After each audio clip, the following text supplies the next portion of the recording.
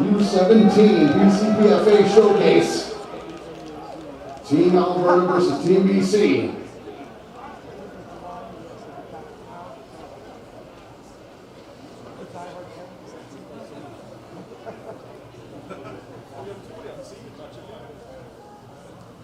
At this time, I'd ask that you please rise, remove your hats, caps, and helmets. We'll face the south end of the stadium for the playing of our national anthem.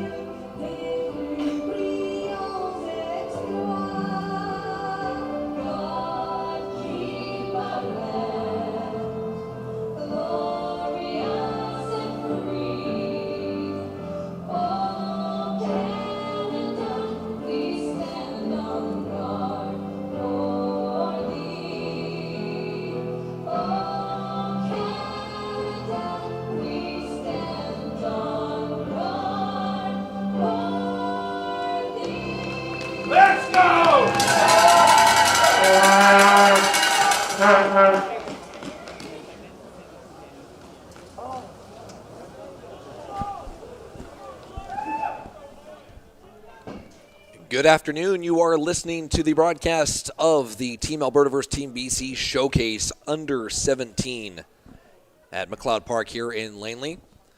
Approaching kickoff very shortly. Exciting game last night between the Under 18 BC and Alberta teams. Very close right down to the final play. This morning, not so much, featuring the U16s, as it was a dominant effort from Team Alberta, winning 51-0.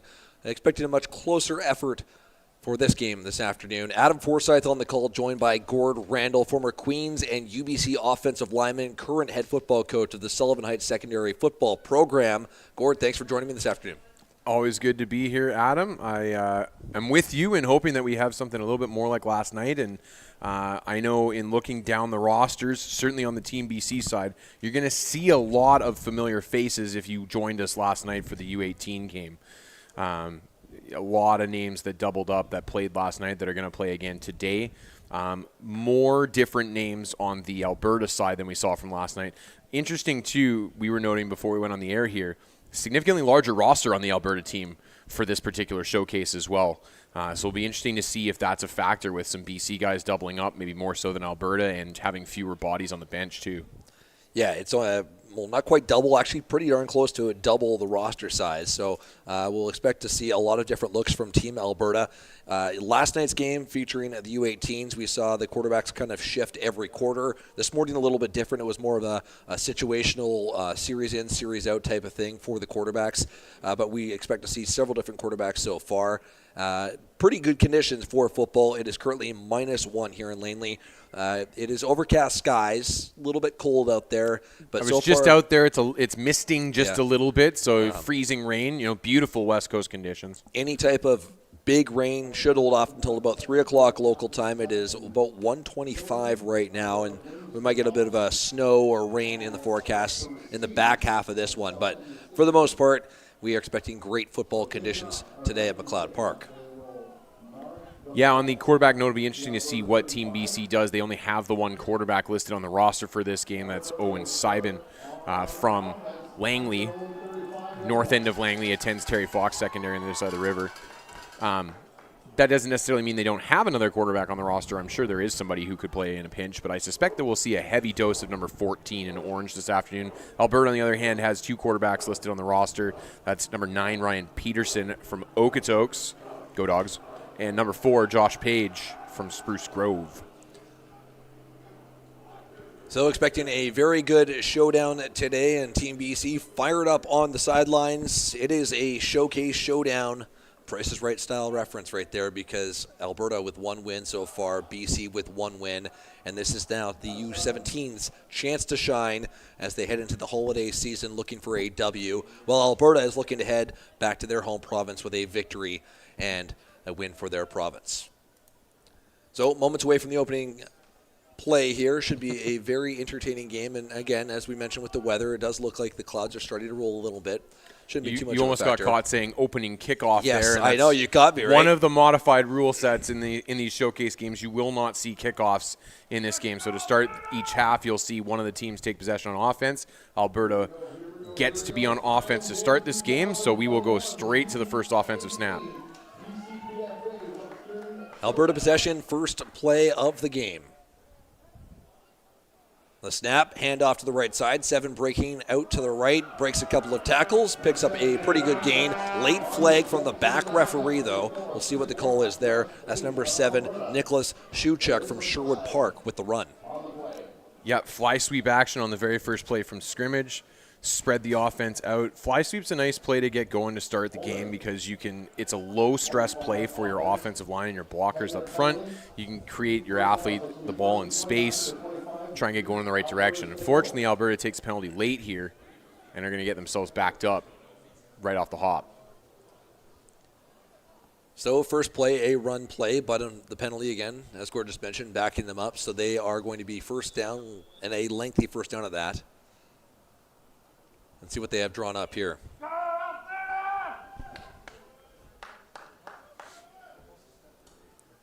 Alberta set for the snap.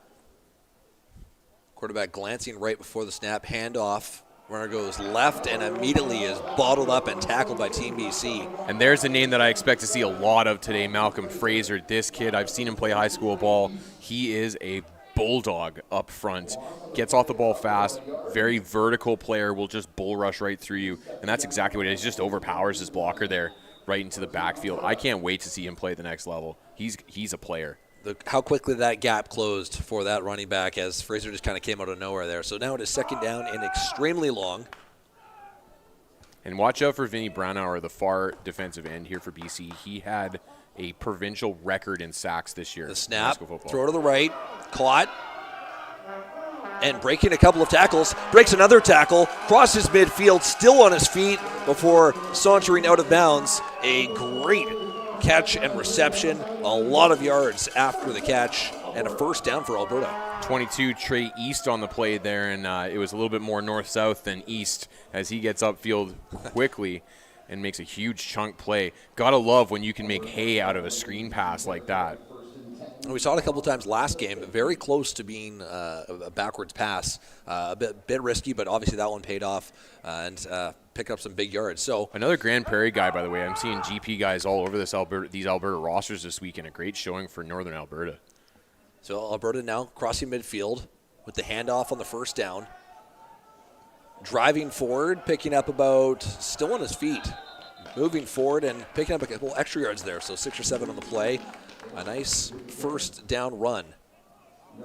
Yeah, that's Brian Elias running the ball there, number 30. So good start here for the Alberta offense. They were able to erase that early penalty that put them behind the sticks and get a good chunk on first down here. Give them a 2nd and 7 right off the bat. So going from 2nd and long in their own zone, and all of a sudden they're now into BC territory, trying to make something happen. 2nd down and short. Out of the gun. The snap, looks to his right, throws high, and the ball sails out of bounds. That brings up 3rd down. And what I liked about that offensive series, it didn't quite connect on the 2nd down play here, and it looks like they may be keeping the offense on the field, which I like the aggression here early on. We saw, and obviously these are different rosters, but we saw the kicking game was quite the struggle in the early game today. So and now they're changing their minds just as I was in the midst of praising them about that decision. So they do change their minds and bring the punt team out here, looking to pin BC deep early. You know, I liked the offensive approach from Alberta there. A lot of get the ball out of the quarterback's hands quick, run, quick pass game, good feel-out series, and they made some decent yardage to be able to win some field position here. So punt team out, 3rd and short. Good snap. Kick is away down the right side. Bounces at about the 20 and will bounce to the 15 and out of bounds. A pretty good punt. Yep. Certainly better than what we saw this morning, as we were regularly seeing punts between penalties and the return itself, and of course short kicks. You're regularly seeing punts that netted about 10 yards.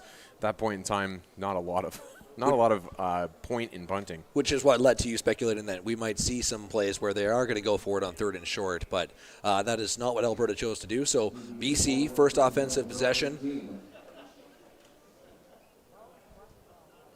Flag thrown temporarily, but he's picking that up. I don't know that I've ever seen more flags picked up than I have seen in the last 36 hours.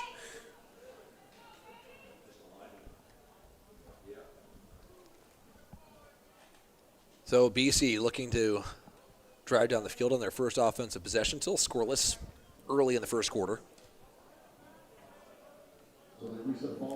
15 is where the ball went out of bounds, so that's where they're starting here. I think they'd misspotted it to begin with. The snap, the handoff, up the middle, and maybe 1 yard on the play. That's Vancouver College running back. Number 30, I don't... There's a mystery 32 out there. Yeah, mystery number 32 out there.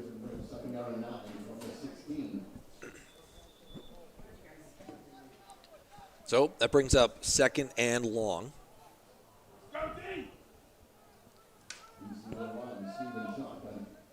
The snap.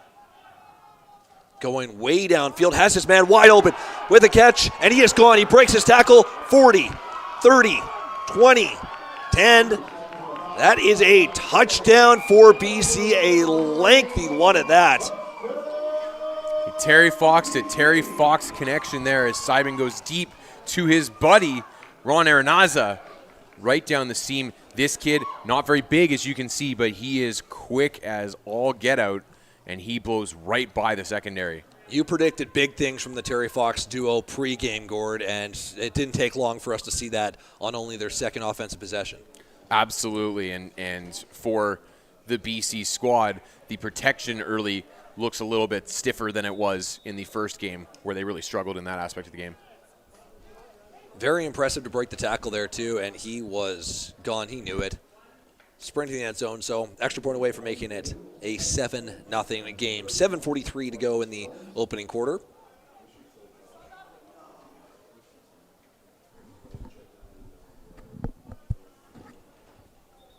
We have some movement on the line, too. Flags fly in before the kick is away. So it stalls things momentarily. But again, another beautiful throw on that touchdown pass.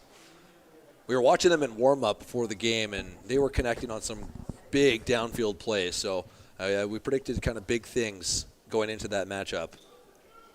And it pays dividends extremely early on, the 2nd offensive play for Team BC. For sure. Interesting. There. Referee's pointing in every direction right now. The team's lined up to kick. There's 3 flags still on the fields. A lot going on right now. To quote the great Bob Cole, everything is happening. Everything is happening. So we're finally ready for the extra kick, extra points, and nope, we are not. I take it back as the flag's down.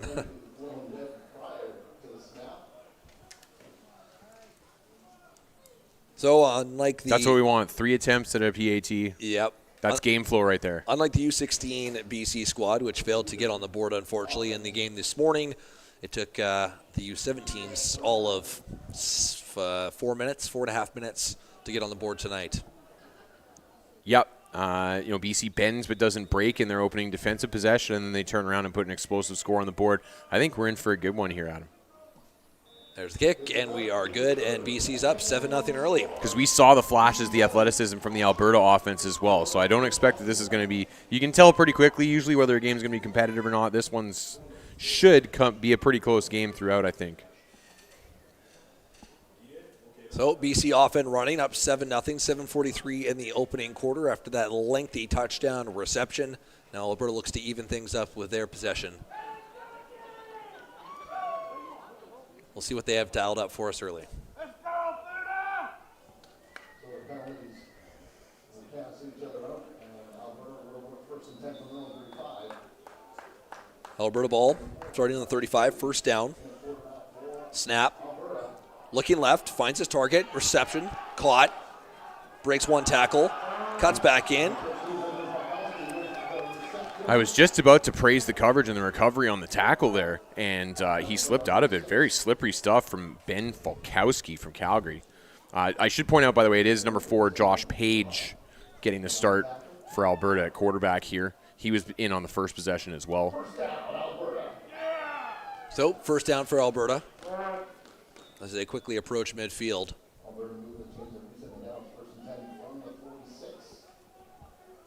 Page set, out of the gun. Handoff. Cuts to the left. Picks up a couple of yards. Nice little run there. Jaden Martin making the play. Coming up from his spot in the secondary to make the tackle there, number 22. Watching the replay here. Nice little cut. Saw that there was traffic. Managed to get outside and pick up a couple of extra yards. So, second down for Team Alberta.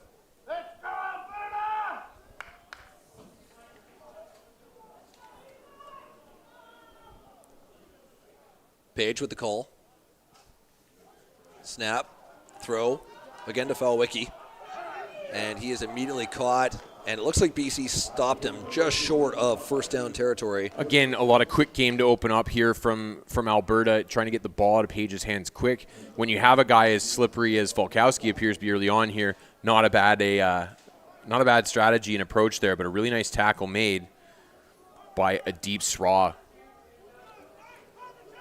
So, third and short, and they are bringing the punting unit on.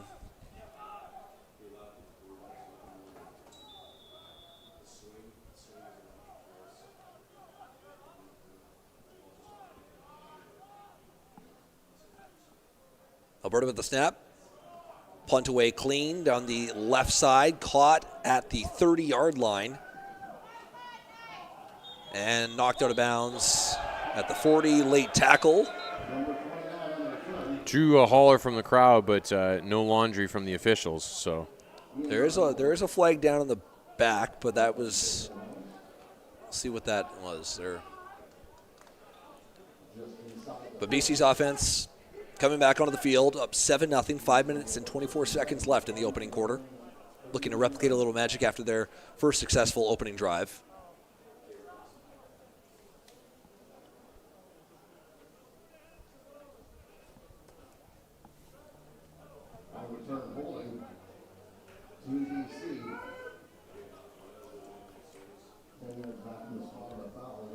So holding penalty on the return, going to be common when bodies are flying all over the place on those special teams plays. You see a lot in the CFL as well. A lot of space to cover, a lot of guys having to make challenging blocks. You get a lot of blocking infractions on returns. Owen Seabean with the snap under center, handoff. Finds a gap up the middle and runs to 30. Another late flag coming in there, though.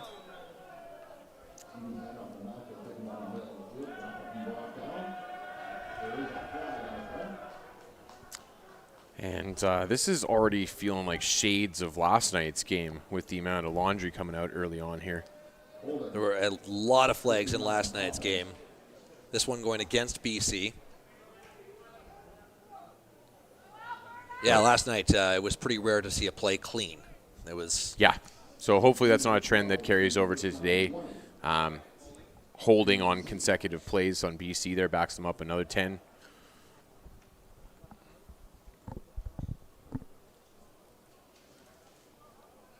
So let's see what BC has dialed up. First and long.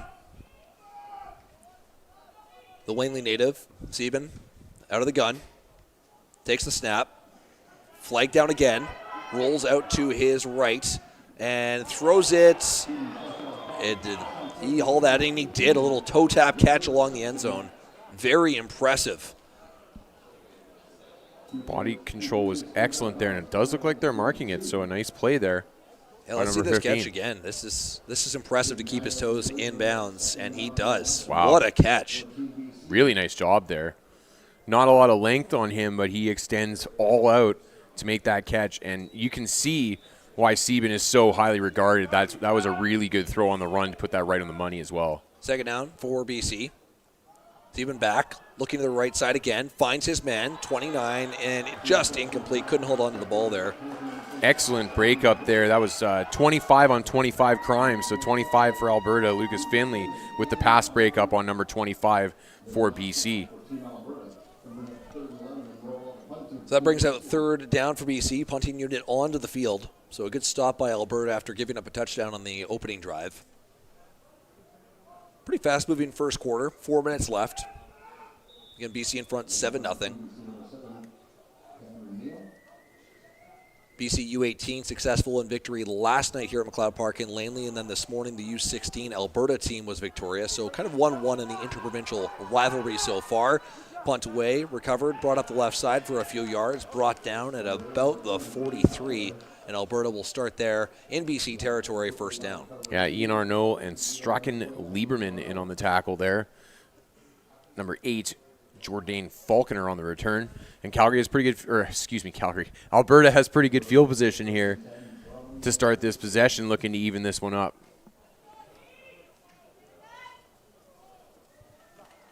Alberta looking to get on the board.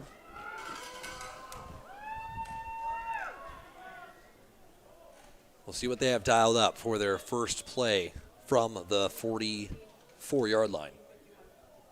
The snap's away, handoff up the middle, but immediately brought down by some BC defenders for potentially a loss of about 1. There's Malcolm Fraser again, big number 77 in orange. A guy that you will most certainly see in the U Sports ranks somewhere, in a name to keep an eye out for. So second and long for Alberta.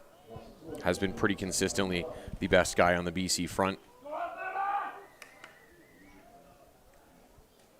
Peterson in at quarterback this drive for Alberta, number 9. Looking to his left and nearly picked off. A nice play to break that up by number 5 on BC. So, Alberta punt team coming back onto the field. As we creep towards 2 minutes and 30 seconds in the opening quarter. Again, BC still up 7-0 after that lengthy touchdown strike on their first offensive possession. Punting a bit of an issue between the U18 and the U16 game today. We'll see if it is a trend that continues in this U17 showdown. Certainly the first time out was a pretty decent punt team here for Alberta. And that was pretty good as well. A nice catch back at his 15. Cuts up to the right side and brought out of bounds. That's 29, Ian Arnault out of Vancouver. So BC will take over at about their own 27-yard line, 28-yard line. Settling into the two defenses, kind of slugging it out right now.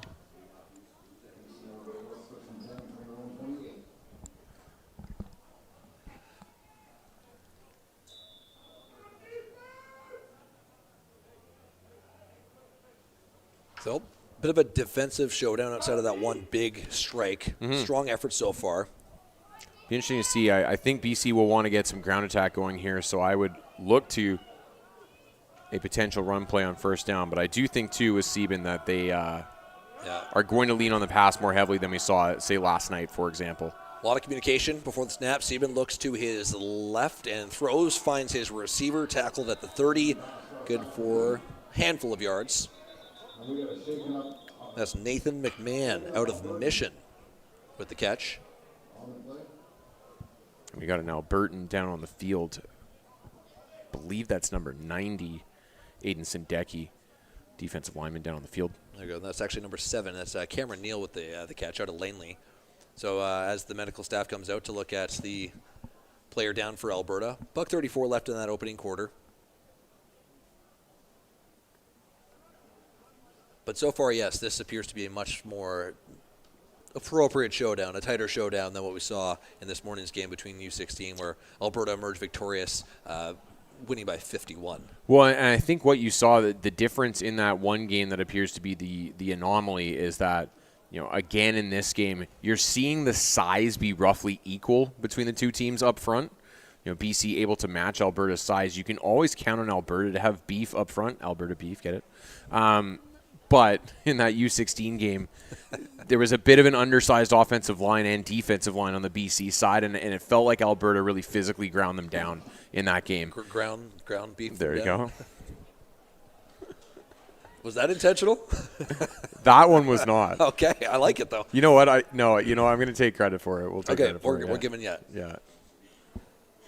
So medical staff still out looking at the Alberta player, but looks like he's slowly getting to his feet and he'll be helped off the field.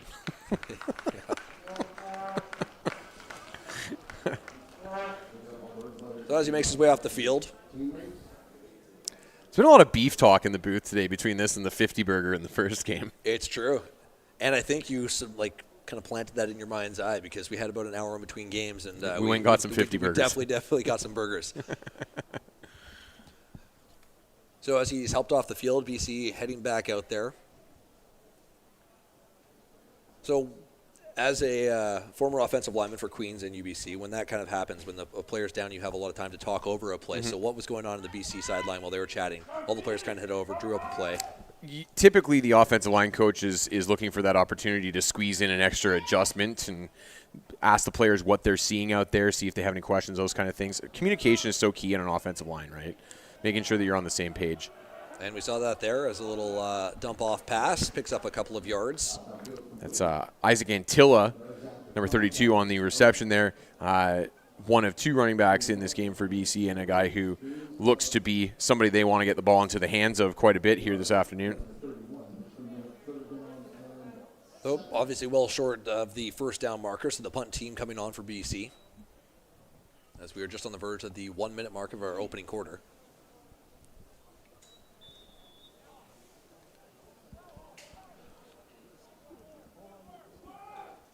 Punt team out for BC. See what they can do. The Alberta receivers, kick returners, back at about their own 50 and 45.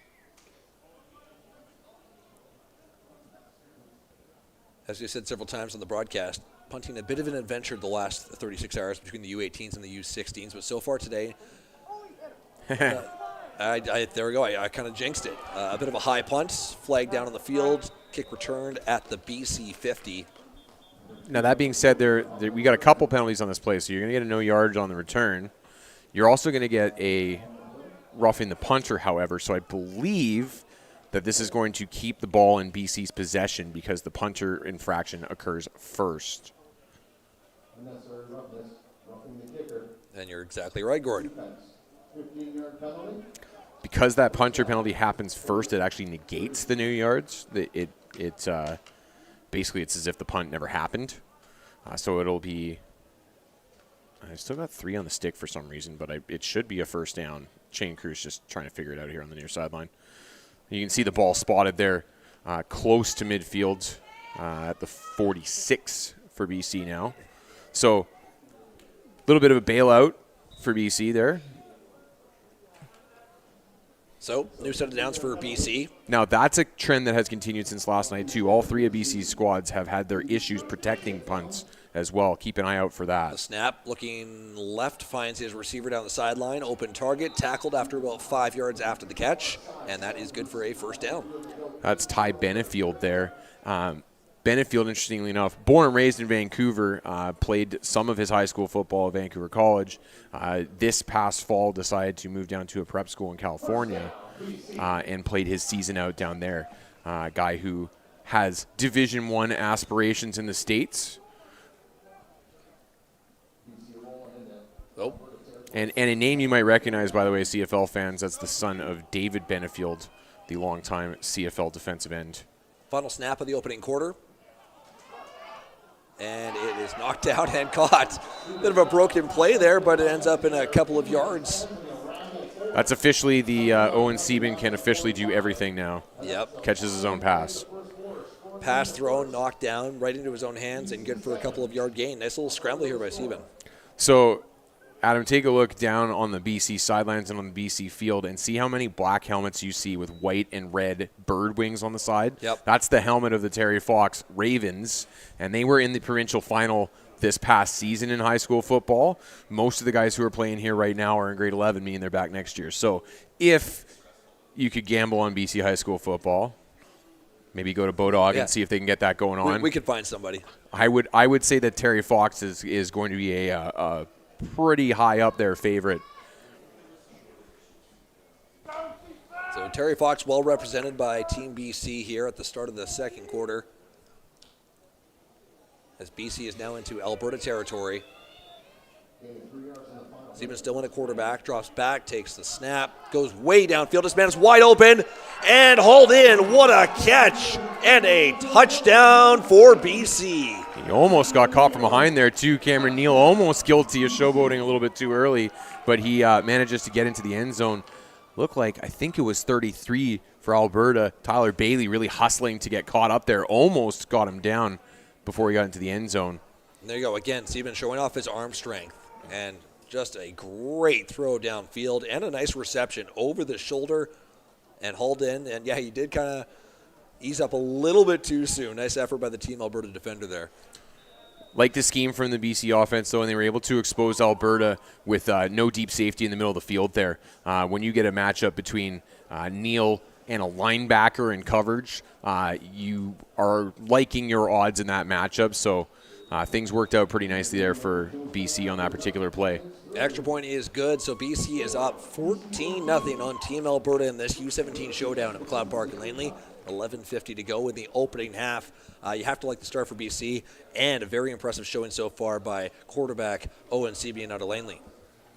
Yeah, Alberta, it feels like they've shown some flashes, but gotten ground down a little bit on offense the last couple times out here, so they're going to need to get some things going here because it's been, with BC having those two deep strikes, they've shown that they can be an explosive offense. What Alberta hasn't shown yet is that they can be an explosive offense. So we have Peterson at quarterback for Alberta. Handoff, up the gut. Good for 5 before being driven back. That definitely qualifies as a positive first down play for Alberta, though. They have been stuffed a few times on the run early in this game, and to get out and get a nice solid 5 or 6 on first down, I think they're pretty happy with that start. They need to establish a balanced offensive attack here, because the only thing they've been successful with so far has been quick hitter passing stuff, and they just haven't given themselves much of a margin for error if that's all they're able to execute. 2nd and 5, the snap. Throwing to his left over the middle. Nice catch by number 7. He breaks off a big run after the reception. Nice play by Nicholas Shuchek coming down with the reception there out of Sherwood Park, Alberta. What you just saw right there, that's one of the favorite passing concepts for a lot of offensive coordinators. It's a concept called mesh, and you can see those two short drag routes crossing over each other. It creates a situation where it's very difficult to seamlessly cover both of those guys as they cross past each other. One of those short, easy crosser routes is open. Alberta finds the right one there and gets the first down. First down play, the snap. Scrambling out to his right, looking downfield, no one open. Throws, finds his man, and it is an incomplete pass. Thrown into coverage there. So and Peterson got planted at the end of that play. Looks like he's okay, but yeah, that was a big hit as he was kind of scrambling there. Oof. Hit from both directions. But he popped right up. And so they got to get after it. 2nd and 10 here. Clock running. 10:15 left in the second quarter. Shotgun snap. 3 receivers out to the right. And he's looking left. Finds his man. And that will be short of first down yardage. But nice completion there.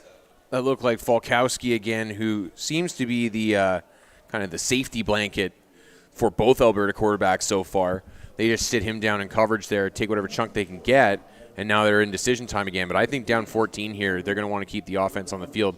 They kind of misled me early on, making me think they were going to go for it and change their mind. It looks like they're going to stick with it and keep the offense on the field here. It's a 3rd and a long 2. Big play for Alberta. We have movement on the line.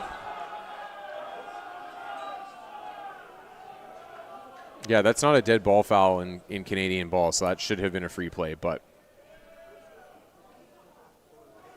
So was that the referees blowing that dead? yeah, and not to supply them with excuses necessarily, but that is a play that would be blown dead in American ball because those offside players would have crossed the plane. In Canadian ball, however, not a penalty unless they are or not a dead ball penalty, unless they are unabated to the quarterback, which they were not there. First down Alberta, now in BC territory. The snap, the handoff.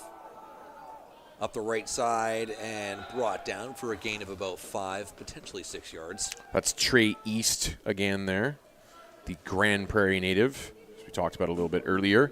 So really good news for Alberta on this drive in a number of different ways. One of the big ones is that they've successfully been able to run the ball, and between the tackles, I should point out too, a couple times in this series where they were not successful in those types of plays in their first couple possessions. Second down for Alberta. The snap. Peterson hands off. Right side run. And will be brought down short of first down territory. So again, decision time here as it's pretty close. It's another about 3rd and 3 situation. Nice job by the BC defense stringing that out there. You see 57 at Deep Sraw, 29 Ian Arnaud, 6 Strachan Lieberman, all kind of helping string that one out there. And sure enough, they are leaving their offense on the field. Strachan Lieberman's father, Jordan Lieberman, by the way, the defensive coordinator for this BC squad, as he was for the U18s last night.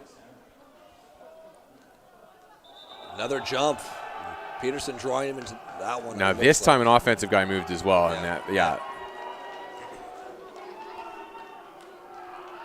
So that will back them up, and this complicates things. And I would suspect, the punting team heads onto the field. On the offense, 5-yard penalty, remains 3rd down. So 8 minutes to go in the opening half. Alberta still looking for points on the board. BC up 14-0, and BC about to get the ball back. Yeah, Alberta looking for the pin here. And we have a BC player down there as, I think that's Lieberman actually, indicating that his shoulder's an issue right now. Another great turnout today at McLeod Park in Langley, as last night was awesome under the lights, and it was a jam-packed stadium. And right back at it again today with a very good turnout from both provinces as well. We were saying how the Alberta fans were definitely making their presence known in all 3 games so far. Yeah, it's been great to see them travel out here. You know, I like this little rivalry as a born and bred British Columbian. I think there's a natural kind of animosity between the 2 provinces, as I think each probably thinks they're better than the other in their own unique ways. So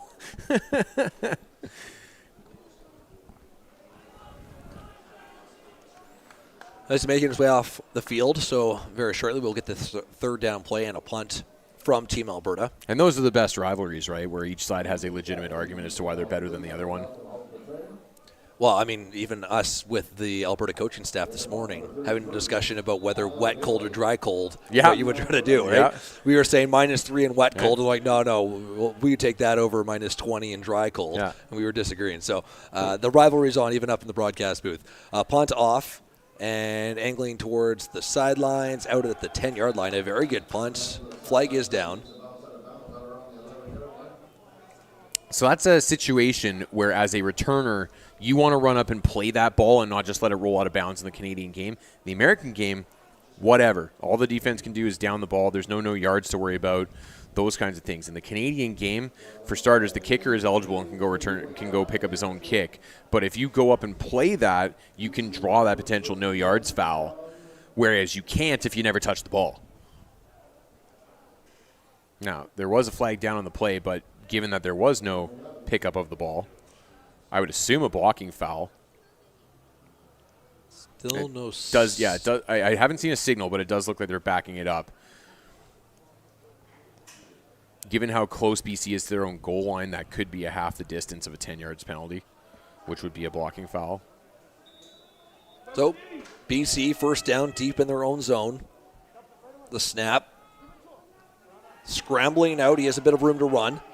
And that's exactly what he's going to do. And he gets the first down. We'll see where they mark him. Very close, but it looks like he got the first down. Nice little scramble there by Sieben.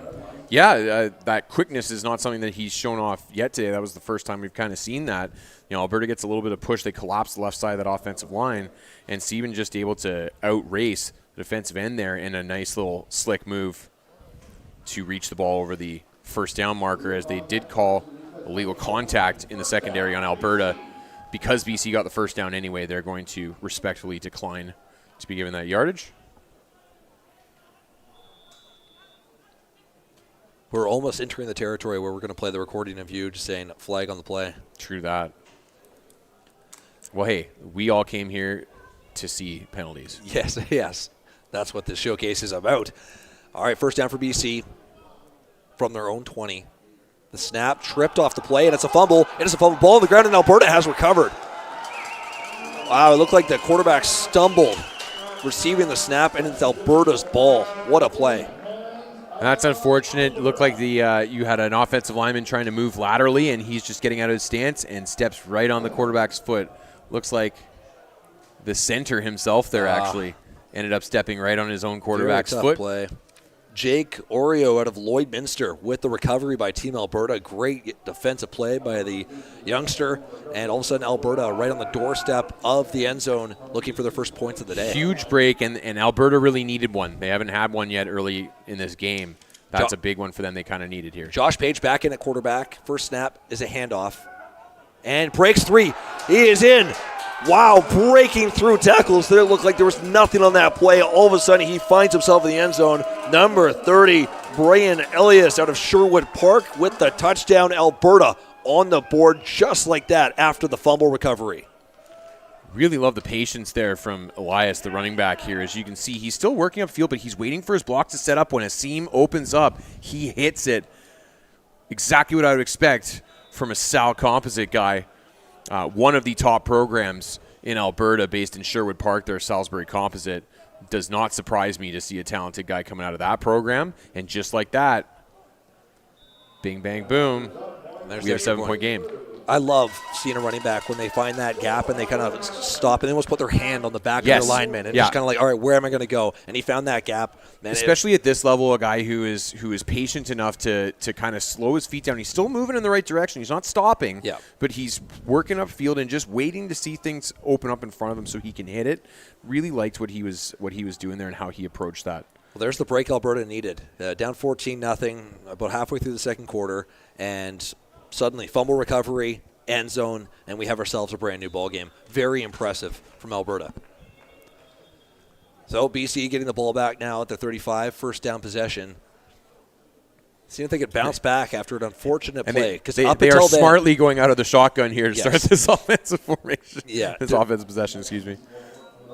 Because everything was running very smoothly so far for Sieben, but that's what can happen in these type of games. Throws out. Nice catch. Flag on the play. Fumble again. Oh. So they're calling it an incomplete pass. Okay. Because if that is a complete pass, that's Alberta ball. There was definitely an Alberta hand that knocked it out of bounds. You can see the Alberta coaching staff on the far sideline not liking that call. I'm not liking the holding call. A couple of sloppy plays by Team BC back-to-back, but it looks like they probably got away with this one.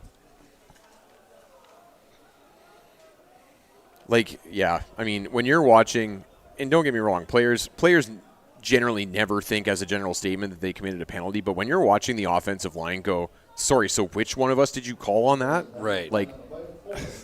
It probably didn't need to be thrown. Let's just put it that way. This is one of the things, these are the comments that we can make when the officials don't send an extra official up to the booth to run the scoreboard.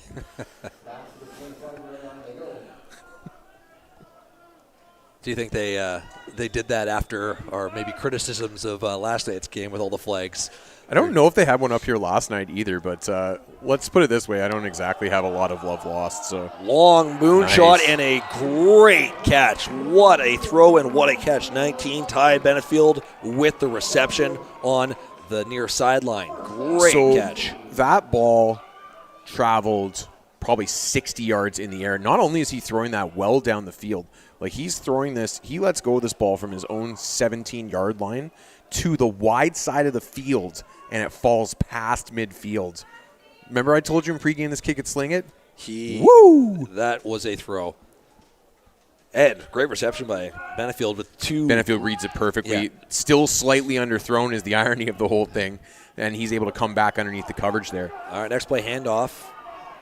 Making something out of nothing. Tackled on the near sideline again for a couple of yards. That's Pedro Cabanas. Brings up second down. Yeah, great catch by Benefield there. The stout two running back. Yes. And we were talking about Benefield, a guy that has gone down to the States to attend prep school, going against top-level competition down there in California. Guy that you would expect to be a significant factor in this game. Brings up second down. 5:20 in the second quarter left. 14-7 Team BC in this U17 showdown in Langley. Sieben throwing to his left. Oh. And after all the praise we heaped on him, a drop ball by Benefield, unfortunately. Yeah, and tight coverage there too. Lucas Finley really forced him to make a clean catch there. He was in pretty tight coverage. That's going to bring up third down as BC sends out the punt unit.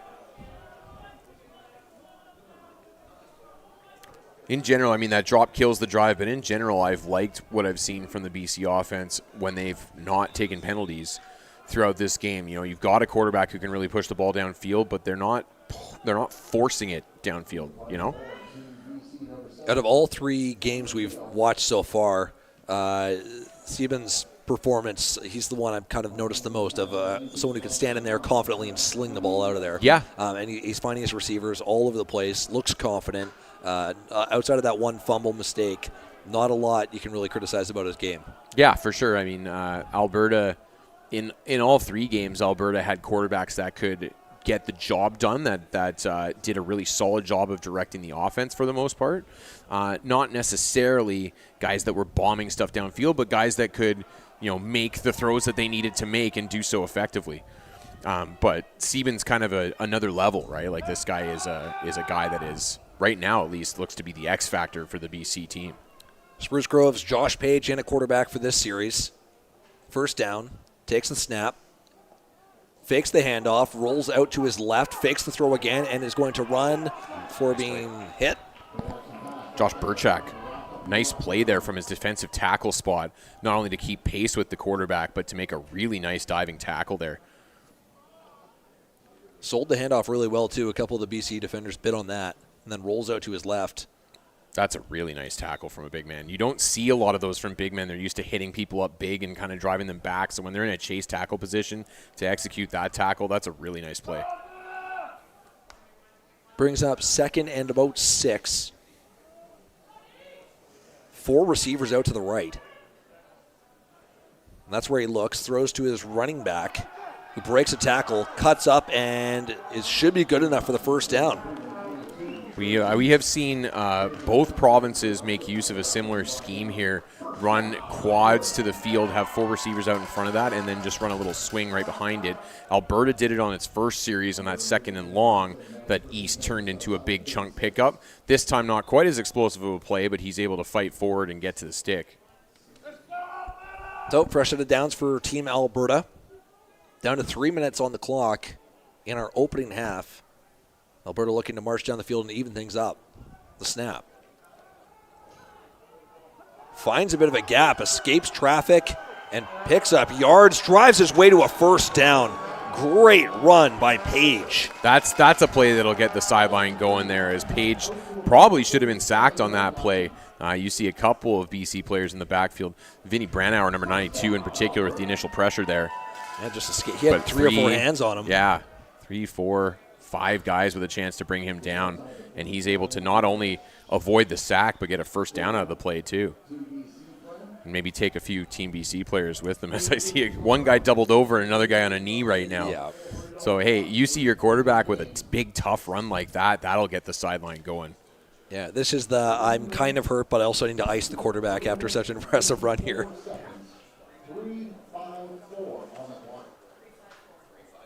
So, an impressive back-and-forth game so far. This has been extremely entertaining and maybe my early favorite of the 3 games we've witnessed.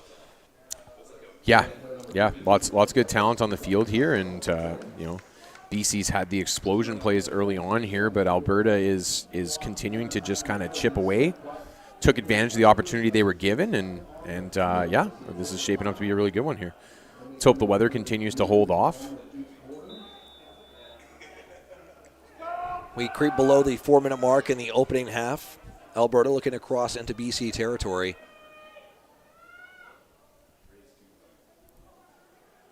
The snap, handoff, finds a bit of a gap, breaks down the right side, and another first down run by Alberta. Finding some success on the ground again, it is 22 Trey East from Grand Prairie breaking through.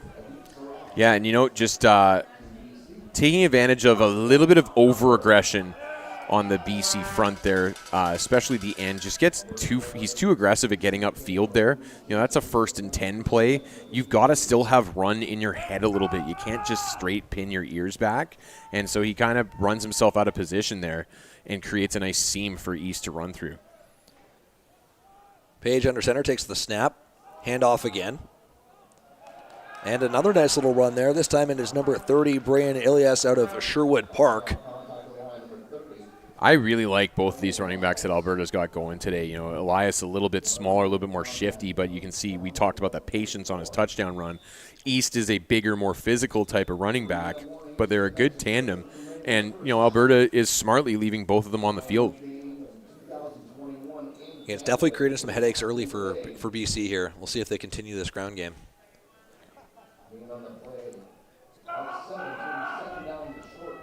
Alberta at the BC 44. Page with the snap under center. Fakes the handoff, rolls out to his left. Flag on the play, throws it, wide open receiver on the left, and he drops it. In and out of the hands. You're going to hold right at the point of attack there. As they rolled on the backside of that play, it's Burchak, 64. This is almost a carbon copy of what we saw the first time they ran this. He's got the leverage on the offensive lineman and does not fall for the run action going in the opposite direction as hard as Alberta needed him to. So that'll back up Alberta.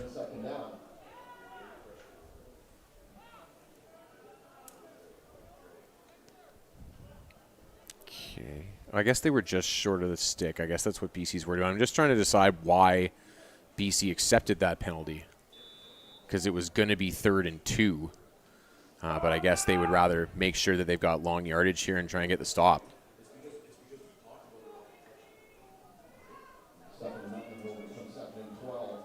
Alberta with a snap, 2nd and long.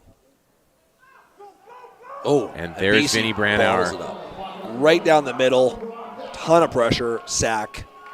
So for Alberta, and hey, this makes BC's coaching staff look good for accepting that penalty, but for Alberta, long yardage, alarm bells are going to need to go off in your head towards number 92 in particular. Vinny Branauer this year set an all-time record for sacks in a single season in BC high school football, and the number was absurd. I don't recall the exact number, but it was in the 30s. Wow. In 13 games. We saw it on display there. Games.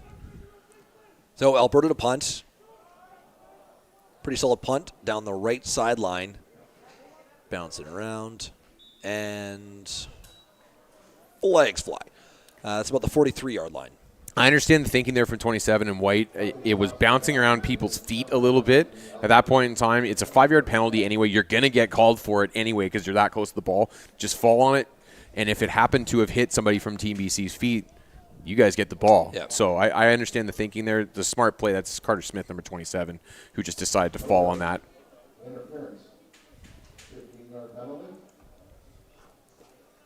Coming up on 2 minutes left in the opening Interesting. half. So I believe that call was that somebody interfered with the punt returner's ability to make the catch.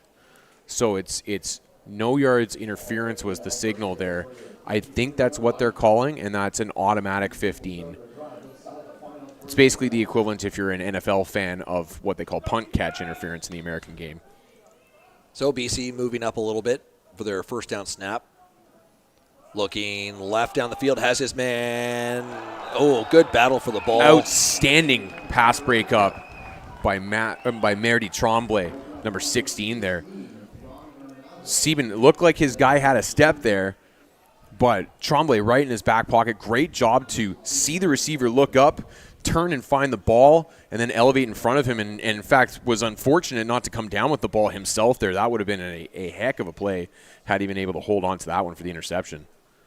Another great throw by Sieben, but again, a stellar defensive effort there from Tremblay, who's out of Edmonton. So it brings up second down.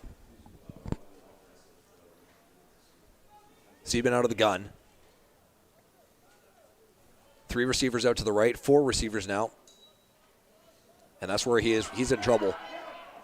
Chasing him out to the right side, looking for any target downfield, finds a man and a reception along the sidelines. There is a late flag, though.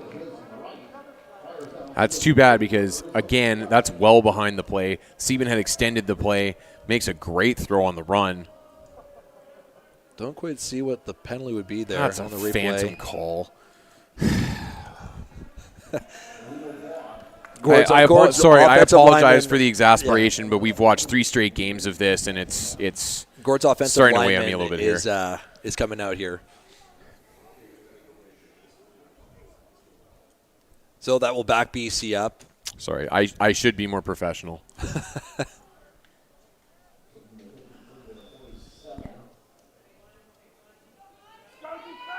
So second and long for BC, minute 53 left in the opening half. Sieben out of the gun. Takes the snap. Almost identical play as last time. Flushed out to the right. Finds his man. And picks up some big yards. Late flag in again. Still short of first down yardage. We'll see what the flag is, though. Play it again, Adam. Here we go. Flushed out on the replay. Nice catch. Tackle. And we'll see what they say here.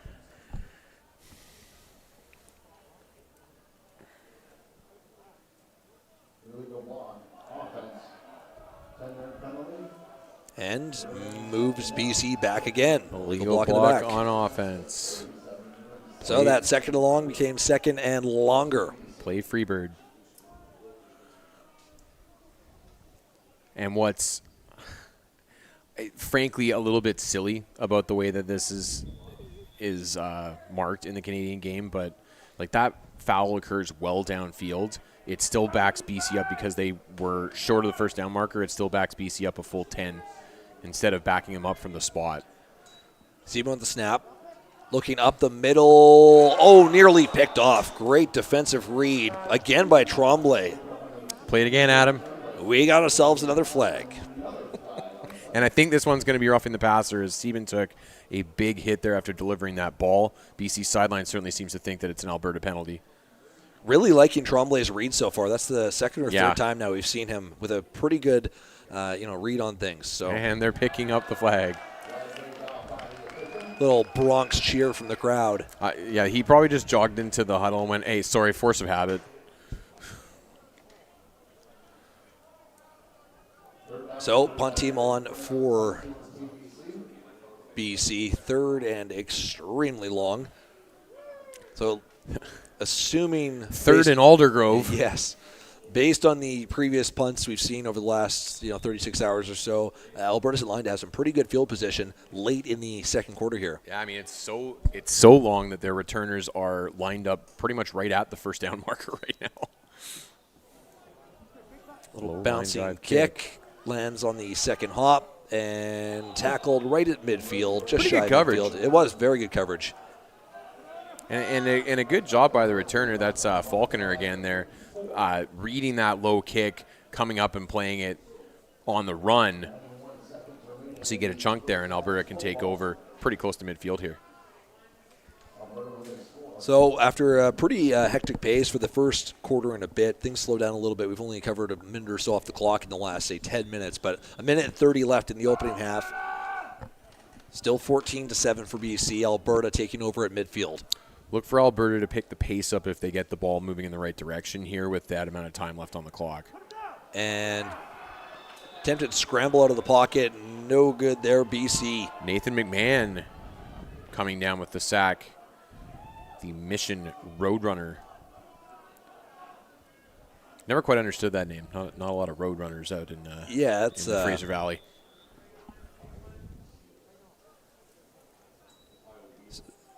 So brings up a second down and long. Worth noting, Ryan Peterson, the quarterback on this particular drive. So they've been doing a pretty good job of switching things up. They have. Per possessions. Takes the snap.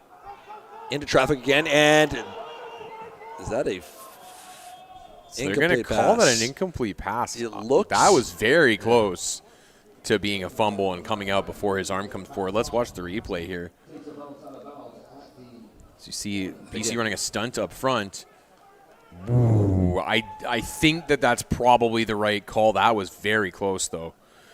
As Axel Staten, number 93, coming in on the stunt there. So BC's defense coming up big. It is now 3rd and long, and punt team on for Alberta.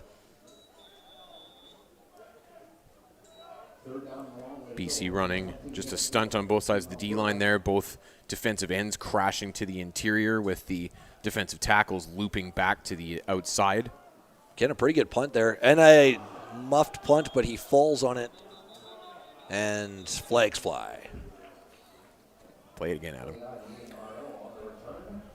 Now, that first flag coming out was going to be no yards.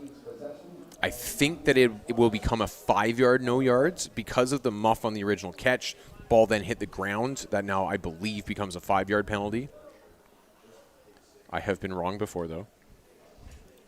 We were stunned after last night's game, at half, when we saw the halftime penalties. I'm very intrigued to see what they're sitting at halftime because I feel like they're adding up extremely quickly here. I did say I've been wrong before, but I was not wrong on this one. So it is a 5-yard no yards penalty, and BC will take over. Yeah, I'm interested to see what the total yardage is. Frankly, last night, the halftime numbers were lower than it felt in the first half because that's only accepted penalties, don't forget. True. Snap away. Dump off pass, and he has blockers out the left side running for first down and tackled out of bounds. A nice little pickup there. I don't know that I've ever seen it before, but he was struggling to catch up to the offensive lineman in front of him. So look at this. You got Sibbald and Fodiu out in front of him. And look, there's too much of a gap. They're too far in front of him. I don't think I've ever seen that before. And that's like Sibbald, that's 340 pounds of beef out in front of him. And Fodiu himself is about 305. So That's number 15, Pedro Cabana is on the run there. Nice little play. More of a power back, I guess. Yes, yes. So Sieben with the snap. Looking downfield, doesn't find his target, so he scrambles out to the left. He's going to run this. Look at his feet move. Oh, just shy of first down yardage, about a yard shy, but a very impressive run again by Sieben. Had that been second down, he may have tried to reach the ball out there, but in this situation, we got 37 on the clock. Just getting out of bounds and getting a good chunk pickup on first down, I think, is a good enough play on that. So, second down and short for BC. Looking to add to their lead with 37 seconds left on the clock, up 14-7 in this U17 showdown. Just point out, by the way, we've talked about a lot of BC players being from Notre Dame. There's also a Notre Dame in Calgary, and you can see the golden bucket on number 98 there. So even looking deep for the end zone shot. Oh, just overthrown. Good coverage by Team Alberta on that one as well. BC does have a field goal kicker on the roster, as they have Marcus Jones, a specific kicking specialist, on their sideline. Interesting decision here for them with 32 seconds left. This would be a 44-yard field goal, though. That's a long attempt, even for a good high school kicker. So it looks like they're going to leave the offense on the field here. I believe. Now, remember, Alberta was in a similar situation last night, and they chose to punt in this situation. It ended up working out for them because BC turned the ball over on the ensuing possession, turned into 7 for Alberta. But this is certainly the way that I would coach this situation. You got, basically just a yard here. Third and short, the snap, handoff, contact, but it is good enough for the first down. That's 15, Pedro Cabanas again. Yep. Enough to get the first down, and that's all you need. And with what Cabanas has shown so far, along with that BC offensive line, who's had a pretty good start to this game for the most part, you got to feel pretty confident in your ability to turn that over. Now you got to get going, though, because this clock's going to start here. It's 25 and running right now. BC's got to get moving. I believe they do have at least one timeout left. The snap, Sieben looking and scrambling out of the pocket, rolling out right to the 30. cutting in, using his speed, still staying in balance, and out at about the 16, 17 mark. Looks like they marked him out at the 18-yard line with 8 seconds left on the clock. So decision time for BC. Man, not only getting out of the pocket there and getting yardage, but turning it into, and I got to give credit to 32, the wide receiver out there, turning himself into a blocker as Siebens coming around and making sure that he can get out of bounds. Isaac Antilla. Nice little play there by Isaac Antilla. So 8 seconds on the clock. They do have a couple timeouts. Coach Gord Randall, what are you doing here? Well, 8 seconds is really tough. I think you're dialing something up where you have a couple routes to go to the end zone and then a couple crossing over the middle that you can dump off to. Well, here's the throw to the far left side end zone into coverage. Well played by the Alberta defender, but a late flag. Oof. Andrew Wallace breaking up the play, but we'll see what the flag is here. I think they're going to call him for pass interference there. And Sieben on the ground behind the play as well. That being said, I don't like that call.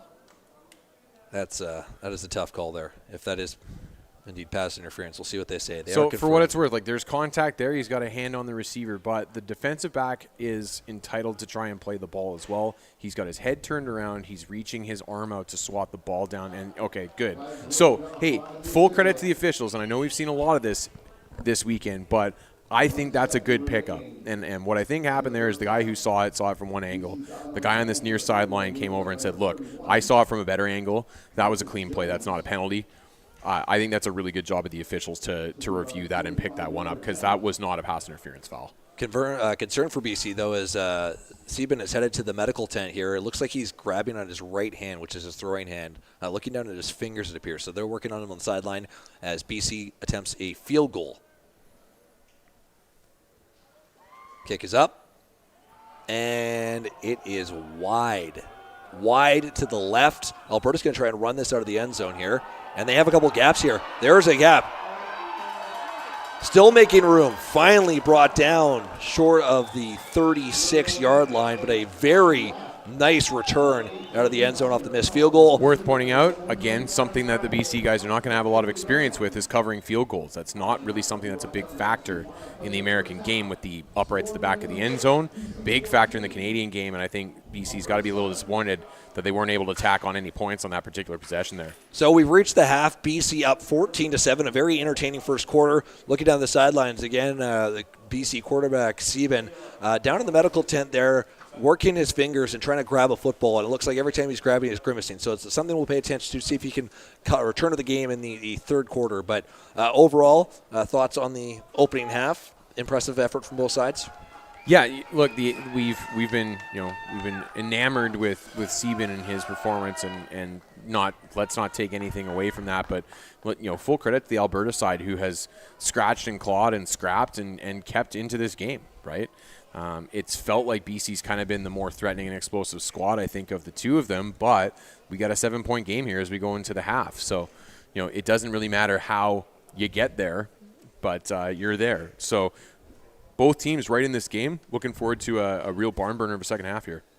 So coming up shortly, we will have third quarter action. But before that, we actually have a very special presentation because we know you guys are all watching on the live stream, but not just from Alberta or BC, but from around the world. We have one of the players on Team BC, number 37, Matteo Godbout, out of Comox, and his mom is on deployment right now watching with the Canadian military in Egypt. And she wanted to give a special message to both teams.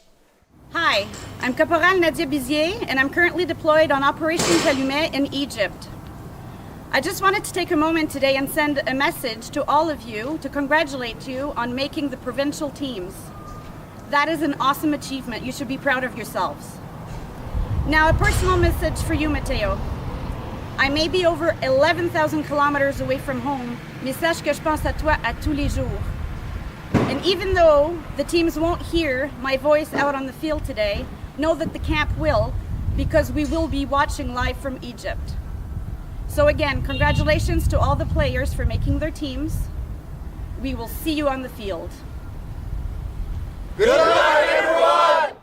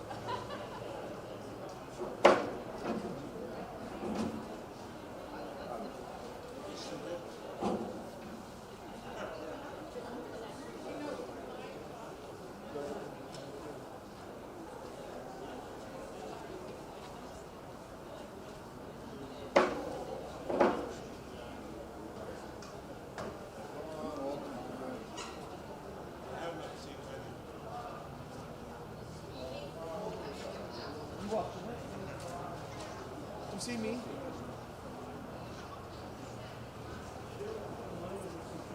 You see me now? I'm sitting in front of the camera.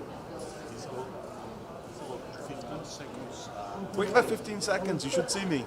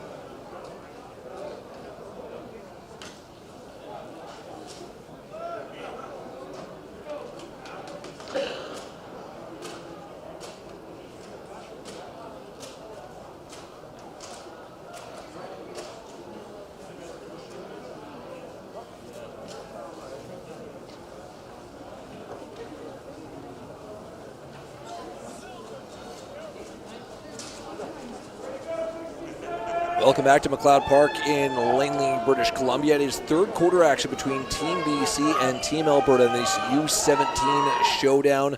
BC leading 14-7 and starting with the ball to begin the third quarter.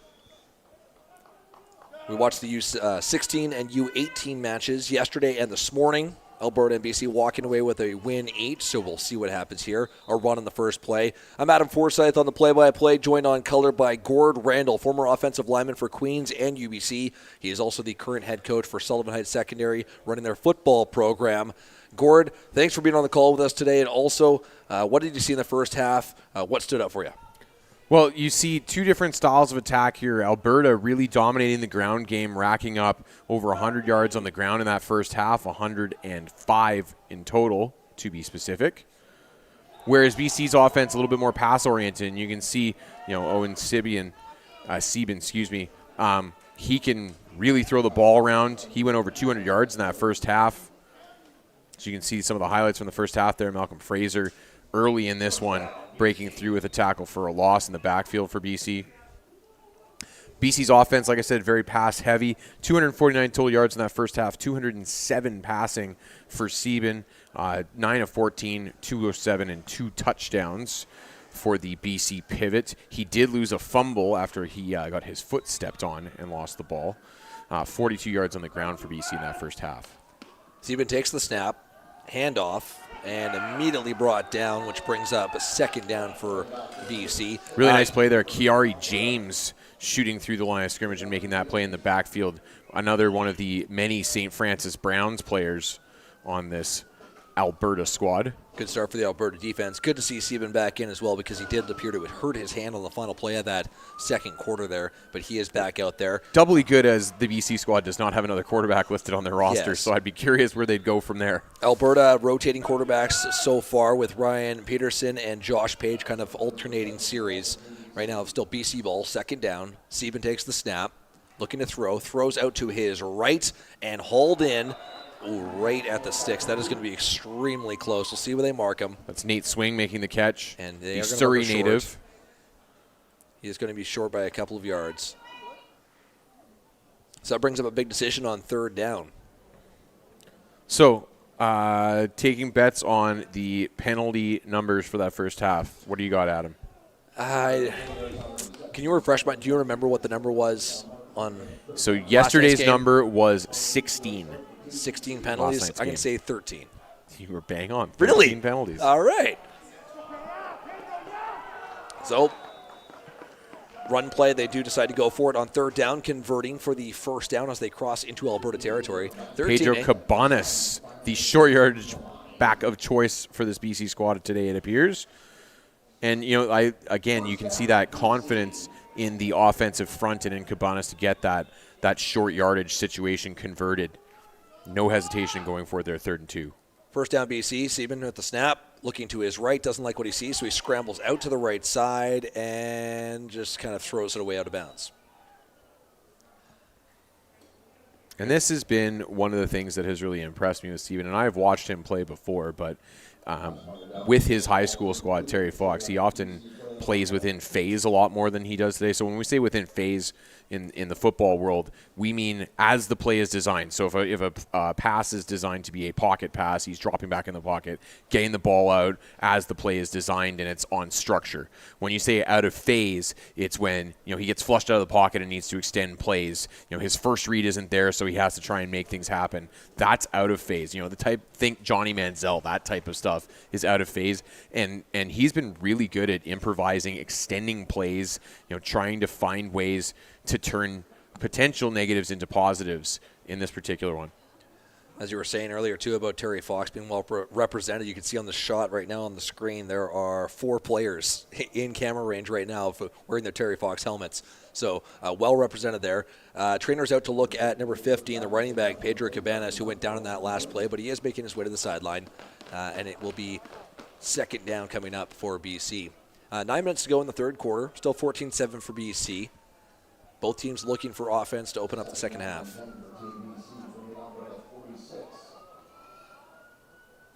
The Cabanas, the term he's a unit. Yes. Just like, he was involved in that play earlier where the offensive line was running faster than he was, but he gets the job done, so hopefully he's okay.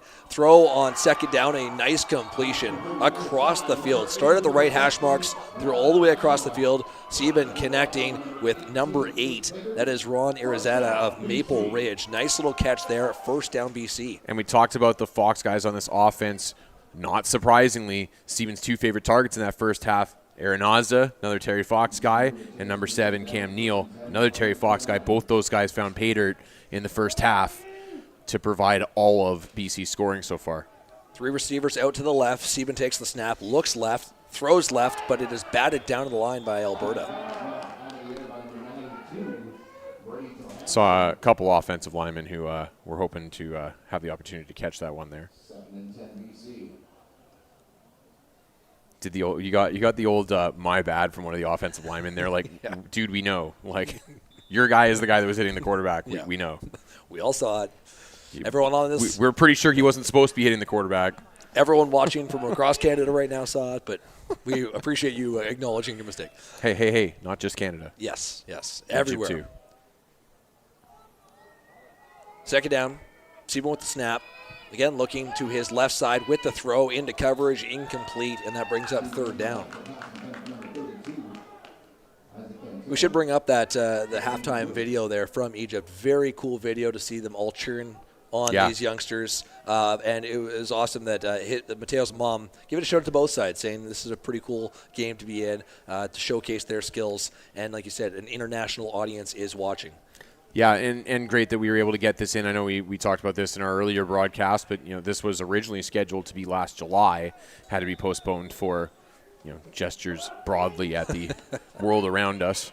But good that we're getting this in. Is the government of BC just announced new restrictions literally within the last hour. Sieben pressure out of the pocket, rolling right, throwing, and incomplete on third down. So turnover on downs by Team BC, electing to not punt or go for the field goal. And Alberta will take over. I also want to give a big shout out to all those servicemen and women over in Egypt, taking care of our country overseas, away from their family over the holidays. So a big thank you to everyone watching in Egypt right now. It means a lot for all of us here in attendance for what you guys are doing over there. So thank you very much. Shades of Jim Robson right there. Don't forget to shout out to the shut-ins. Yes. Remember he used to do that? Legendary Jim Robson out here on the West Coast.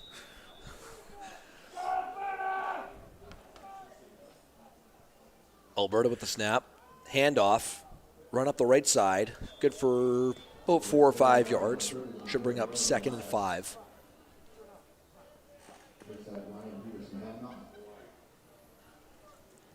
That was Ryan Elias again with the Sherwood Park running back. That quarterback for their first offensive possession in the third quarter, Ryan Peterson out of Okotoks, out of the gun. Draws them offside. It looks like it could be. Now in that situation, is that a free play? That one should have been blown dead because you had contact onto the offensive line. So that's not a free play anymore. So that was correctly blown dead. That being said, if the BC sideline is to be believed, they think that the offense moved here, which would definitely be dead. And they did indeed. I will say, as good a player as Branauer, number 92, is for BC, every single time it appears that Alberta's gone hard count, he's moved. Like, son, you are looking right at the ball. I know you want to get off the ball fast, and he is outstanding at that. Sometimes you take that trade-off, but, like, you're looking at the ball, man. Alberta backed up here. Peterson out of the gun, takes the snap, looks to his right side, connects with his receiver, and is brought down maybe a yard short of a first down, but a solid play there. Nice rally and tackle there. A guy who's been pretty active for the BC defense. That's Ian Arnaud, number 29, making the stop short of the sticks there. Number 5, Mark McLeod from Leduc with the catch. I believe that might be his first reception of the day, so nice to see him get involved. When we were talking about the balance on offense, Alberta 119 yards on the ground. Trey East 64, Brian Elias 41 in that first half and the touchdown. Only 35 yards passing. So third down, and Alberta is lined up to go for it in their own territory, pushing ahead Ooh, this will be very close. Little bit of a bobble coming out of the snap there for Alberta, but it looked like their quarterback fell right onto it. Alberta thinks they have it. BC thinks they've made the Yeah, stop. this Let's is see what the ref classic does. football thing, right? Everybody's just pointing this way. And they give it to him first down. Oh, man, I really thought pointing in the other direction would work. Yeah, really sold the referees on that one. I love it. You're watching the NFL, too, and everybody's going like this. Like, you guys don't affect this call at all. So, fresh set of downs for Alberta after a bold play call on their own end. First down. Snap. Handoff. Again, cutting right. Just a yard or two. Branauer in on that tackle again, as was, is that number 38? Oh, look at that. I don't have a number 38. Another mystery number. That brings up second down and long. He's an international man of mystery. Yes. So here we go. Peterson out of the gun. 3 wide receivers out left. That's where he goes and nearly picked off. And if that is picked off, BC has an open path to the end zone. Scott Hoffman, nice break on the ball there, number 5. Based on the helmet, I believe that's another Vernon secondary standout. One of BC's surprising powerhouse programs is Vernon Secondary School. Has been things got disrupted a little bit this year because of the flooding here in BC, but prior to that, Vernon was in 4 straight provincial championship games at the AA level. Third down, punting out unit out for Alberta on this play. Snap is high, well above the punter's head.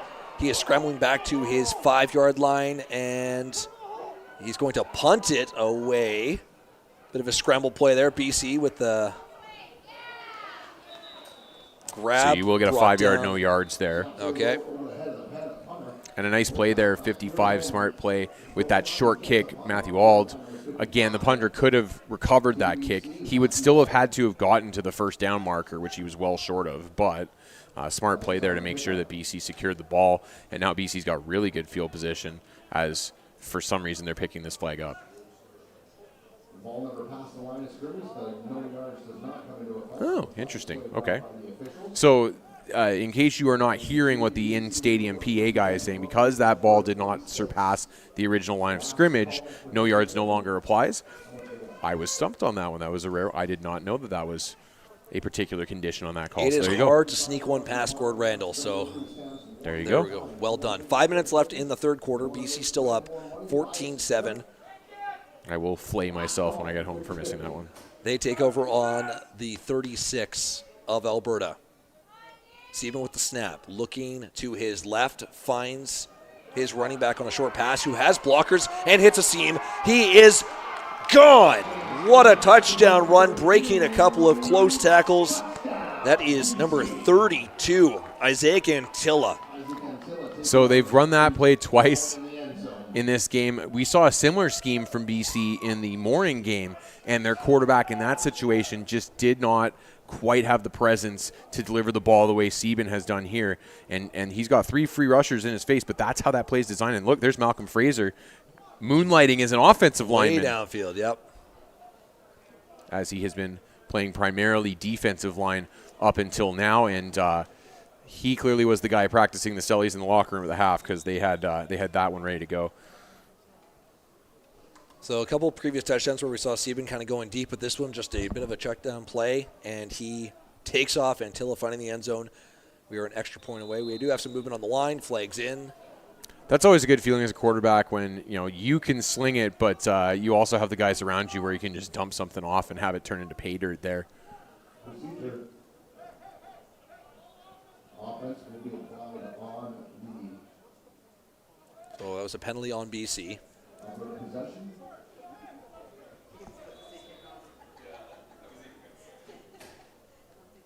Extra point is up. And good. BC taking a 21-7 lead with 4:35 left in the third quarter. Antilla the touchdown reception from Sieben. 36-yard catch and run from Antilla there. So I like the two. You've got that kind of double-headed rushing backfield from BC as well. Antilla, the guy, a little bit more of a speed guy, whereas Cabanas a little bit more of a power guy. And so the first time they threw that screen, it was Cabanas, who I was joking was falling behind the offensive lineman. Well, Antilla was not. Yeah. So The Cabanas reminds me a little bit like Muscle Hamster. yeah. Right? Yeah. And then you saw Antilla there being congratulated by a few of his offensive linemen and the size discrepancy. So it's nice that he has that support running behind him. Who's that? Was that Maurice Jones-Drew? Or was that Ray Rice, the muscle hamster? No, I'm blanking No, on the name. Doug Martin, Doug right? Martin, Buccaneers. Man, the guy who had like one good season and then just disappeared. A lot of it's fantasy football playoff season, and because all these games have leaked into Tuesday, This has been excited. I did see your tweet the other day, by the way. Gord Randall, not a fantasy football guy. The thing is, I play fantasy football myself, but I wouldn't go like running around like talking about, oh, well, I need so and so to score to win my matchup. Like nobody cares. PSA, all the kids out there and all the adults out there, nobody cares. So you don't need me to tell you how much I need from Antonio Gibson tonight? No, go complain about it in your league chat. That's why you guys have a group chat. Yeah. What a disastrous weekend though. Like I had one team I think was projected for like 115 points, scored 47. It's pretty much the theme. So starting receivers were Jerry Jeudy was one of them. Yes. Well, I just saw Tyreek Hill was added to the COVID list this afternoon. So even though his game played, I guess he's kind of questionable for next weekend. But as for this one, BC. Well, because he's on a good team, they'll postpone his game for him. Exactly. Yeah. Andy Reid's got some pull. Big Red. Yeah, if they were 5-8 like the Seahawks, you wouldn't postpone a game for them. All right, Alberta taking over, second down. The snap looking deep downfield. Big shot. He has his man open. And nice he catch. hauled that in. That is a great ball, great throw, great catch. Number 7 there, Nick Suchuk with the reception. Suchuk, we heard from him early on, and that's another Sal Composite guy I should point out. We heard from him early on in this game, and then we basically haven't heard from him since. He caught a ball on Alberta's first drive. Hadn't heard from him since. Great job to come in with that. He had a step there, but Chase Naden, the defensive back, 39, closed on the ball pretty quickly. Made it a tough catch. Josh Page back in at quarterback for Alberta, so maybe that was one of the connections from the first quarter. Handoff here to the left side, good for a couple of yards, just past the 20-yard line. And Page was only 2 of 3 for 12 yards officially in that first half. So he showing off his arm there. Yeah, got to feel good getting one downfield and putting it right on the money. So less than 3 minutes to go in the third quarter. Again, BC leading by 14 at this point, but Alberta just outside of the red zone.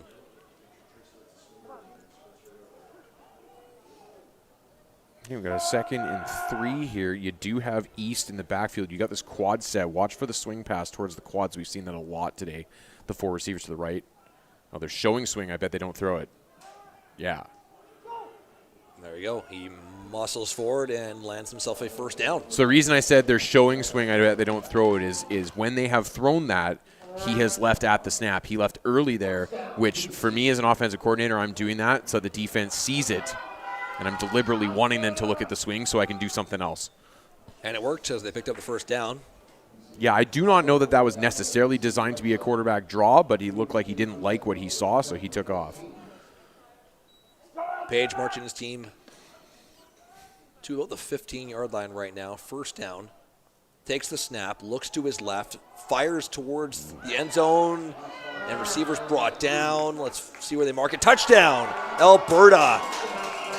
Caught it at about the 3-yard line, managed to bring his way in as he was thrown down by the BC defender. That is at number 13, Benjamin Falkowski. We heard him a lot earlier. The Calgary native finding the end zone, and Alberta's on the board in the second half. It is 21-13, 21-14 pending the extra point. And he gets to do the same touchdown celly that everybody in the NFL does these days. That one. Enjoying himself on the sideline. As he should after that nice touchdown. Really nice concept catch there from the Alberta offense. That's a version of a levels concept. I like what they did though. East motioned out to the end, out of the backfield. He was the flat guy. The Falkowski, the guy catching that touchdown pass, was the middle depth guy. And then you had a vertical over the top. That forces the coverage to sit at all 3 levels. And so Falkowski does a good job of identifying where the soft spot is there, sitting in some open grass, and then of course turning it into a score afterwards. So a minute 42 left in the third quarter. BC up 21-14. Josh Page, a nice little series there, as you mentioned in the first half, only 2 for 3. So nice to pad his numbers there, marching down the field, ending up with the TD throw. Benjamin Falkowski with the touchdown reception, and there's been a one-score game. And there's basically been 2 targets for Alberta in the passing game. It's been Shuchuk and it's been Falkowski. Those are the guys that BC needs to focus on shutting down here and making them go elsewhere with the ball if that's what they're going to do. Sieben with the snap on the first down for BC, hands off. And picking up a couple of yards. That is Cabanas. Good to see him back in the game after he was out injured a little bit. Oh, we have a couple flags flying. Be interesting to see who gets called here as Ty Benefield and Tyson Sopp getting into it.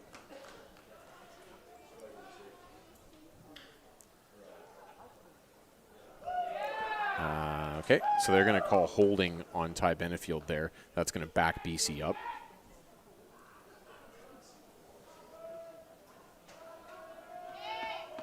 So, tough field position for BC.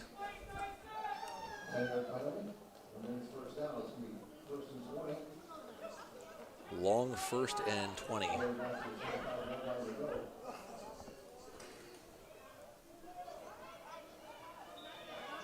So, 1st and long for BC.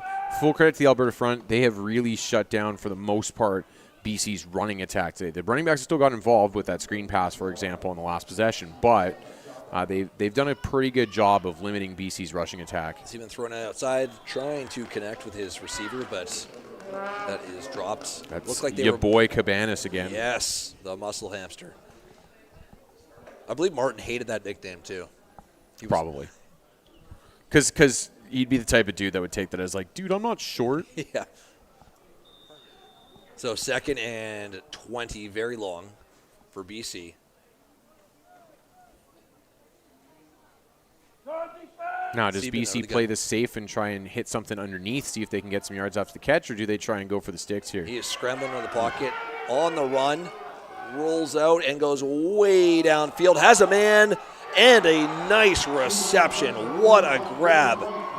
That was incredible. Again, the Terry Fox connection, number 8, Ron Aranzana out of Maple Ridge. What a grab. First down for BC. Steven gets flushed right, rolls back to his left, watch him set his shoulders here.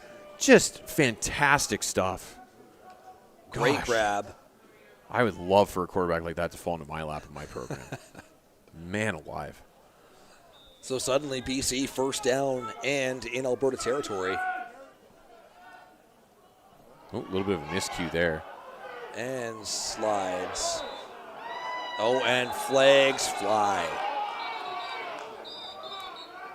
So BC rightfully a little bit sensitive about their quarterback taking a hit there. He was going down to the slide.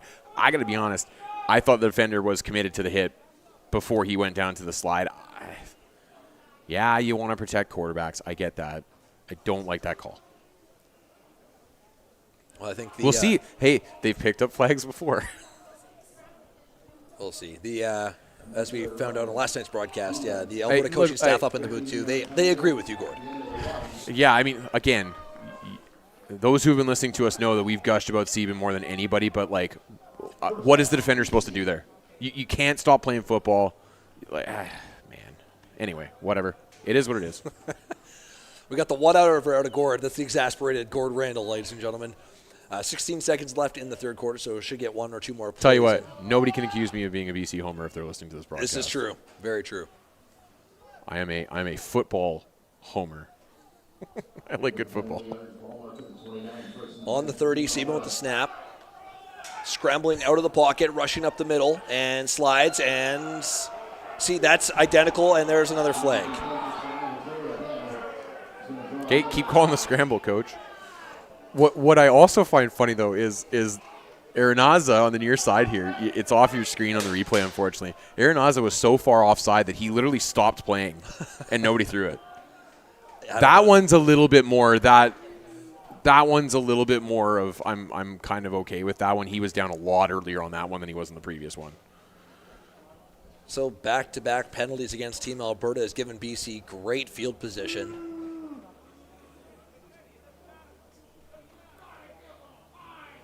And just like that, BC's on the 17-yard line.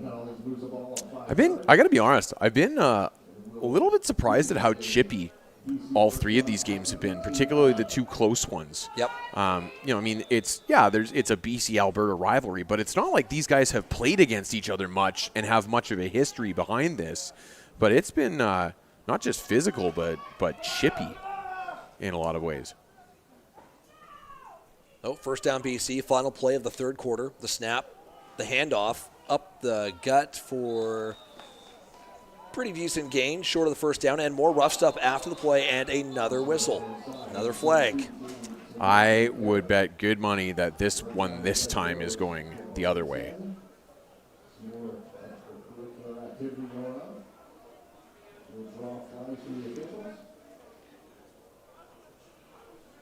Let's see. And they're going to call a third straight on Alberta here.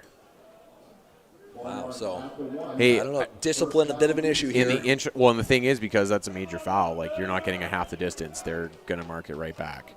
So, hey, I was critical of the lack of discipline for the BC squad last night at times. The lack of discipline for Alberta right now is killing them. I think that first call frustrated them. The latter two are on them. Like, you gotta regroup here. So BC's been pretty money in short yard situations so far this game. No Cabanas in the backfield though. Seaborn with the snap, the handoff into the end zone, touchdown BC. And Tilla in the backfield that time, but nice hole opened up. Manny Fodio on the front side of that. Number 59, a nice lead block. He's a guy who plays his high school ball on this very field at Langley Secondary School. We got a late flag in the end zone Again, there. I believe it's more chippiness between the two sides. Play it again, Adam. We'll see what happens, but assuming the touchdown stands. BC's PAT team is still on the field. They are calling it on BC. I'm going to guess they're going to apply this on the kickoff. Yes. Air quotes kickoff. They'll back them up wherever they start. Or I should say move Alberta up wherever they start with the ball here. I've been really proud of us that we've caught ourselves a few times, but I don't think we have said kickoff yet. Well, you just did. Oh, true. But I saw the air quotes. I saw the air quotes, so it works. Oh, low snap. Still gets it away. No good. Point after is no good. So bit of a miscue by the BC special teams. BC leading 27-14 after 3 quarters of play. As we head to the fourth quarter, still a very close game. It smells like an $8 hamburger here.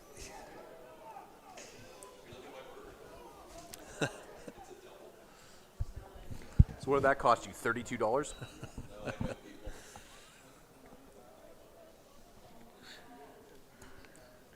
We all could have pitched in Union Gospel Mission right here. Here you go.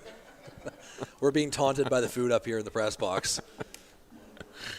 Gordon and I, starving broadcasters. As most broadcasters are in this country. Yeah. Between jobs, I think, as most broadcasters are in this country. Yes. Sorry, did that one hit a little too close to home? Yeah.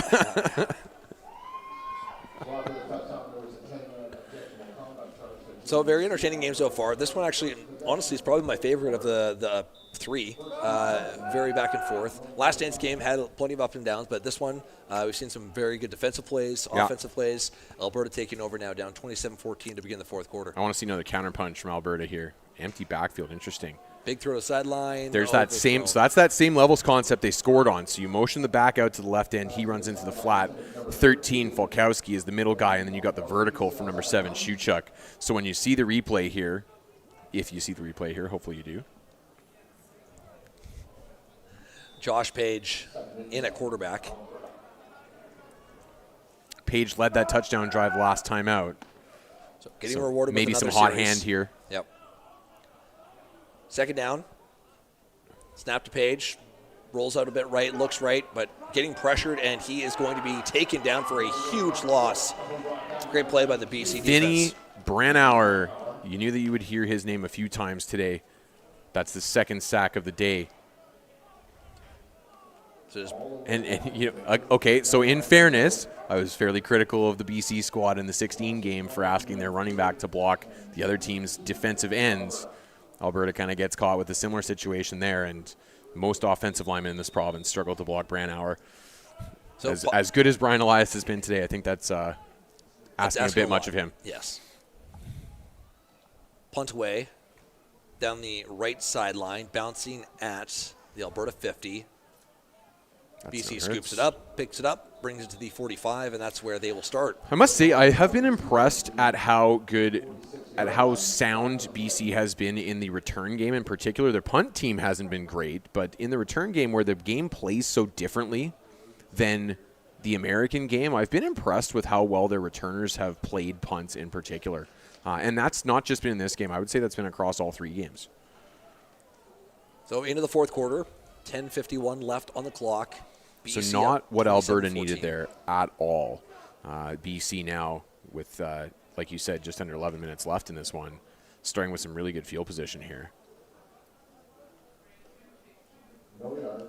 So this is the only team or game that we've seen where they've just had the one quarterback. Steven obviously playing all the way through here.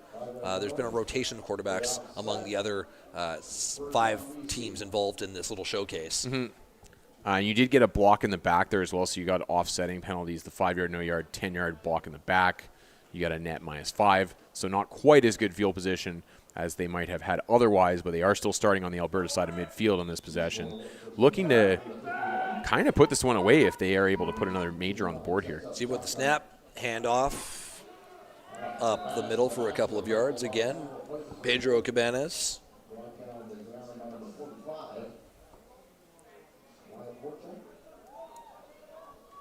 Mixing in a little bit of the ground game so far in the a little bit of clock management, but again, look at that offensive front from BC. You've got some pretty good beef up there, so you got to be confident you can at least have a passable rushing attack, if not an explosive one.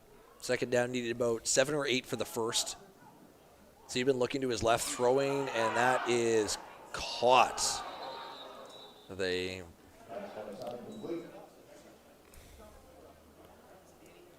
I don't know what the receiver's complaining about. He was clearly down when he caught that ball. I think he's fortunate to get credited with the catch here, and it's a good catch, I think. It is. You're clearly down. Also nearly intercepted on that play. It was. Yeah, Steven got away with one there for sure. So they are leaving offense on the AJ field. Nguyen with his first catch of the day for the BC squad, number 44 there. 3rd and short, leaving the offense on the field. BC with a snap. Rolling to his right, finds his man, and that is good for a first down. Good throw. That's easy money there as they just run a quick sit route. It's Cameron Neal, number 7, on the reception. Just point out, by the way, that was 3rd down. That was 3rd down, short, 3rd and short. So bold play by BC, up 13 with 9 minutes left. Easy to call aggressively when you're confident in your offense, but I must say, I have been impressed with the level of aggression on offense. BC not really. I think BC's only punted twice today. First down, run out to the left side, no yards gained. Once again, the ball going to number 15, Pedro Cabanas. Brings up 2nd and long. Looks like the rain is starting to fall a little bit, drizzle, for the back half of our game. I would expect nothing less from the Lower Mainland in the latter part of December. It's great ball control offense here for BC. They've run down 2 minutes and counting off the clock here. 2nd down, see about the snap, over the middle, finds his man. And nice tackle there on about the 35-yard line. Real pop. That's Kiari James again. That's a guy I've been quite impressed with on the Alberta defense. Excuse me. That's again 7, Cameron Neal with the reception, but that is well short of the first down mark. Nice rally on the ball and a good stick. That guy's got a next level body. I can't wait to see where he ends up in U Sports. Again, it looks like they're keeping their offense on the field though. Kind of in that tweener zone again, right? You're outside of realistic field goal range. You're inside of where you really want to be punting the ball here. You've got a stud at quarterback. I think you're liking your chances to try and convert here. He takes the snap on 3rd down, and he is going to rush up the gut, breaks free, and he finds himself a first down. And he didn't bother sliding that time. And as a result, no flags. Well, and in a situation like that, if you're anywhere near the marker, you don't want to slide because as soon as you give yourself up, there's the spot, right? If you go head first, you're down where you hit the ground, right? So fresh set of downs for BC as they march into Alberta territory. Now at the 25-yard line, first down. Sieben out of the gun. Takes the snap, looks to his left, scrambles out to his right. Flag on the play. He's still scrambling, running down the right side, and out of bounds at about the 15, but I suspect this one's coming back. Yep, yeah. Offensive holding. Yeah. So I'm glad he didn't take a hit on that play because that flag was down as he escaped the pocket. He couldn't see that, so just fortunate that he managed himself there. But, yeah, he's going to back this one up as the right tackle gets called there. That's Jaswinder Kular. But again, this series of plays just eating time off the clock. Down to 6:47 left in the fourth quarter. BC up 27-14 here at McLeod Park in Langley. Adam Forsyth, Gord Randall on the call.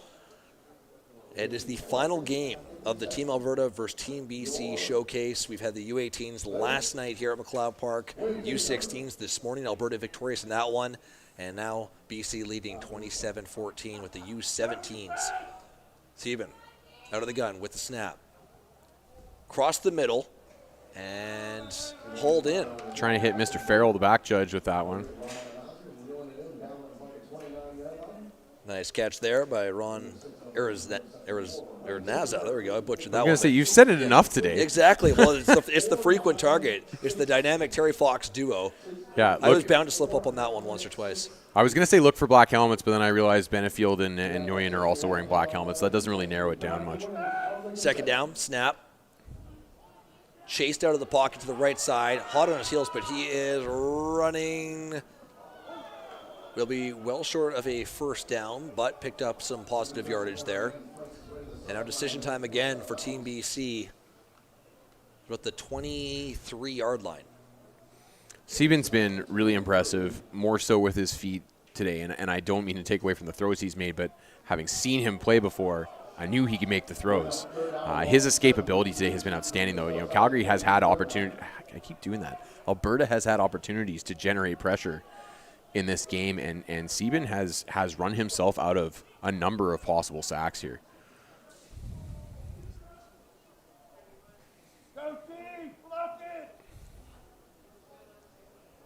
So BC lining up for a field goal attempt. Haven't seen a lot of these over the last two games and this one as well.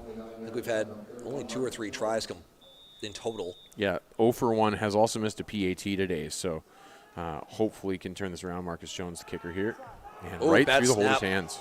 And that ball is still on the ground. Alberta recovers at their own 38. Bad snap. There's the BC weather coming to bite back here. As you know, we've talked about, there's not a lot of rain coming down necessarily, but there is moisture in the air, and that ball just looked like it just slicked right through the holder's hands. And so Alberta gets a stay of execution, so to speak, and gets a chance to get back into this one. This could be the break they're looking for. Again, down 13 points, 6 minutes left on the clock. Field goal would have made it a 16-point game. It still would have been a 2-score game, but I think if you're Alberta, you're feeling a lot better about the way it looks right now. Hand off to the right, running up. Good tackle by BC. Good for a couple of yards.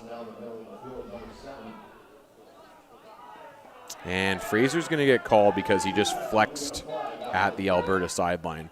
Now, he likes to do that pretty much every play that he makes, not specifically at the sideline. He just does that celebration anyway, but this time he does it looking directly at the Alberta sideline, and yeah, like you can't do that.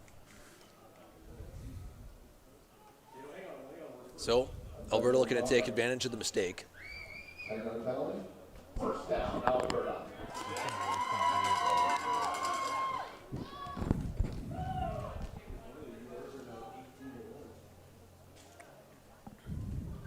So a free 15 for Alberta, and they'll get 1st and 10 here. This could be the opening that Alberta is looking for.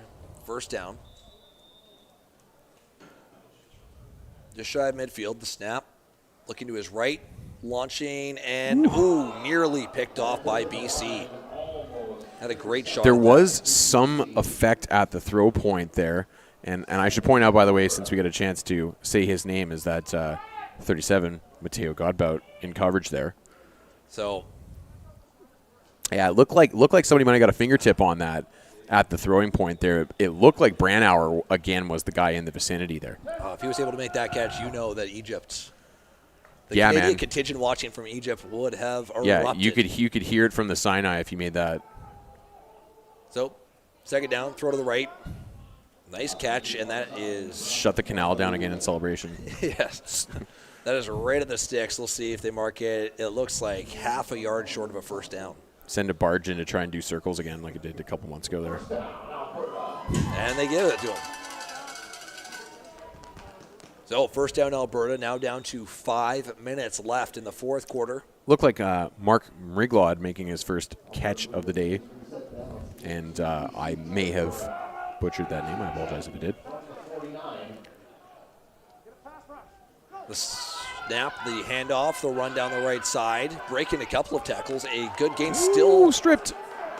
Wow, stripped ball, and BC somehow comes away with it. You can see the replay of how he managed to punch that out, but what a turn of events.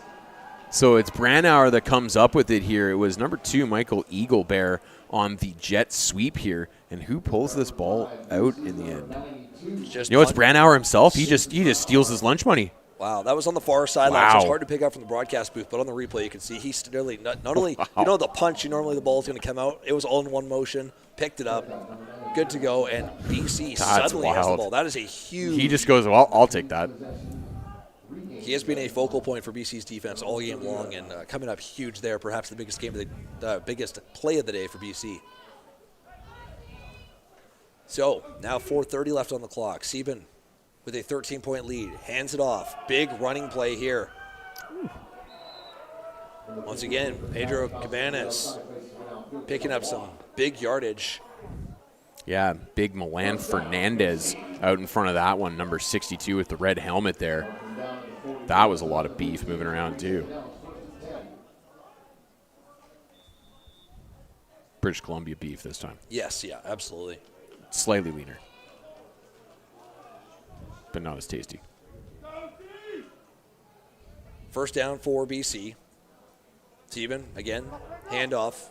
Cabanas cuts it up the right side. And again, right at that first down marker, we'll see what the refs decide here. I really like the block downfield. You know, Cameron Neal, a guy that we've talked about as a receiver in this game quite a bit. But watch number 7 on the near side here. You can see him fitted up right on your screen right now. Nice block at the lead side of that. Little bit of a tug on the shirt, but his hands were inside the shoulders, so you're often going to get away with that. So mark it just shy of the first down. It's about a yard shy. Second down.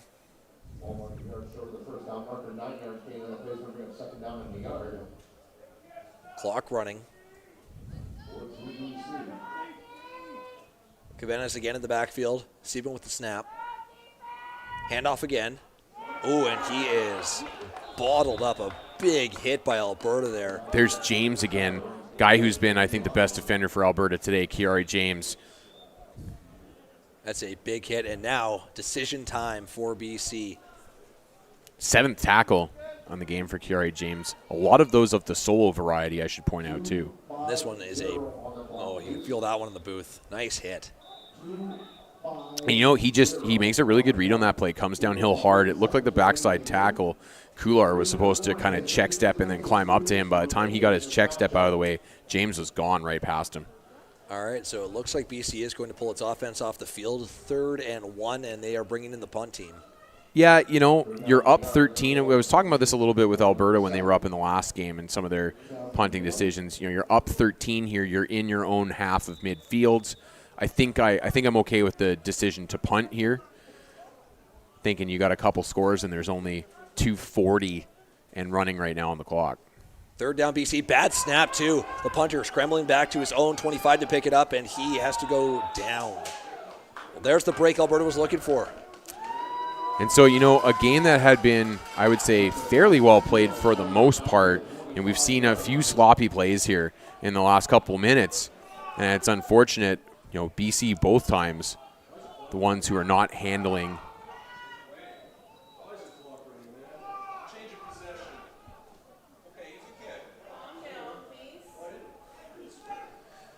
So 2 minutes, 13 seconds left in the fourth quarter. BC up 27-14 on Alberta. Alberta possession on the 25. The snap, handoff, and brought down for a loss.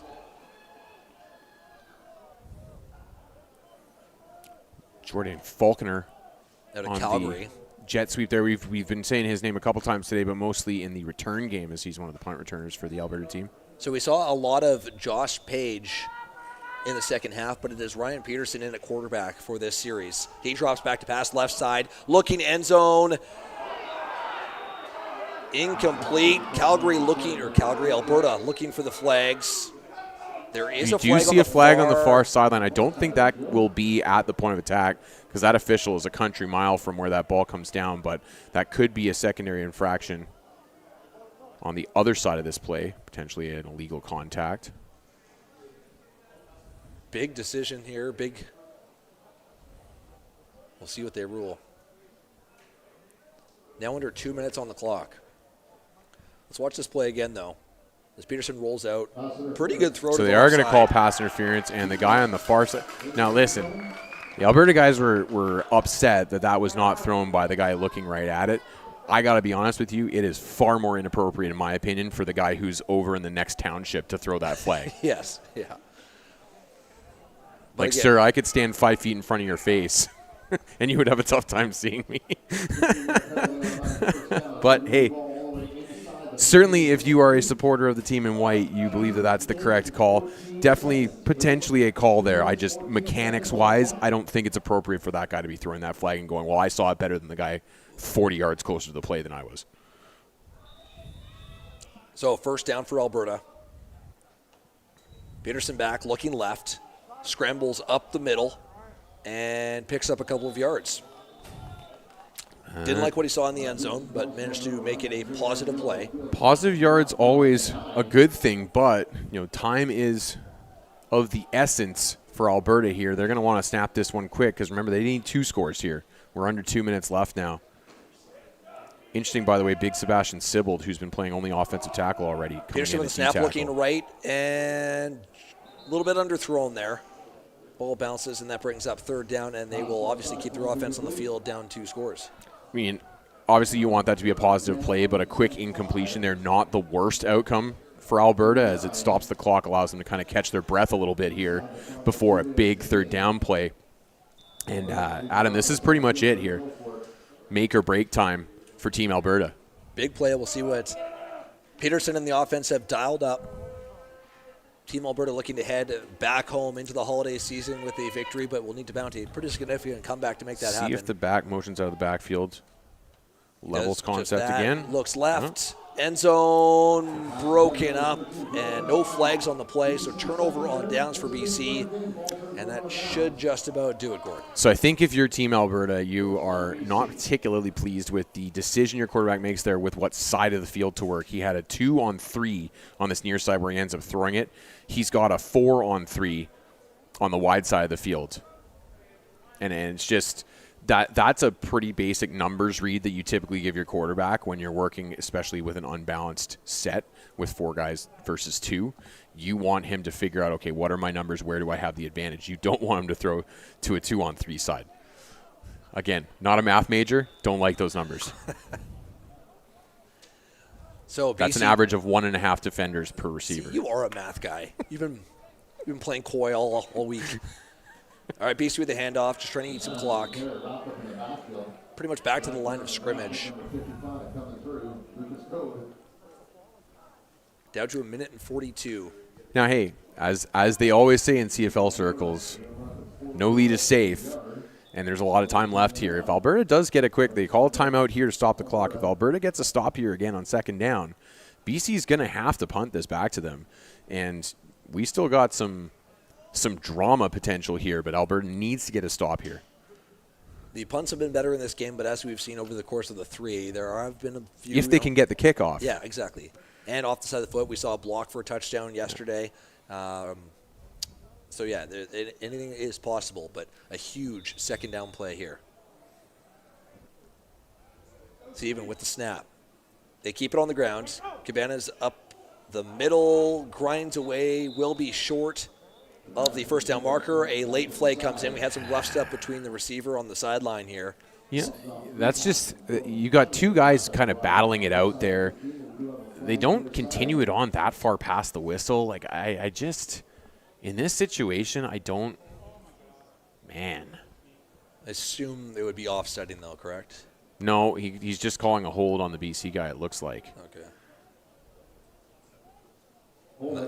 And that is exactly what he calls. So it's going to be declined because Alberta wants the ball back. They've forced third down here, so it's not going to make a difference at the end of the day. And they've called their other timeout. So if you're keeping track at home, which I don't know why you would be, but if you're keeping track at home, Alberta is now out of timeouts. Down to a $1:36 left on the clock. So Alberta doing a good time management here because BC has not been able to run a lot of time off the clock so far on this possession. Yeah. Punt team onto the field, backed up quite a ways into their own territory here. So not a lot of room to operate for the punter. And you can see Alberta's kick returners lining up at about the BC 40. So BC took over that ball with, I believe it was 1:48 on the clock. They're going to snap this ball with 1:36 on the clock. So they did make use of Alberta's 2 timeouts, but for that reason alone, I would have been inclined to let Sieben have the ball in his hands on that second down and try and turn the chains over, excuse me. So we remember what happened last punt. Bad snap. This one much better, and it looks like BC will just take the safety.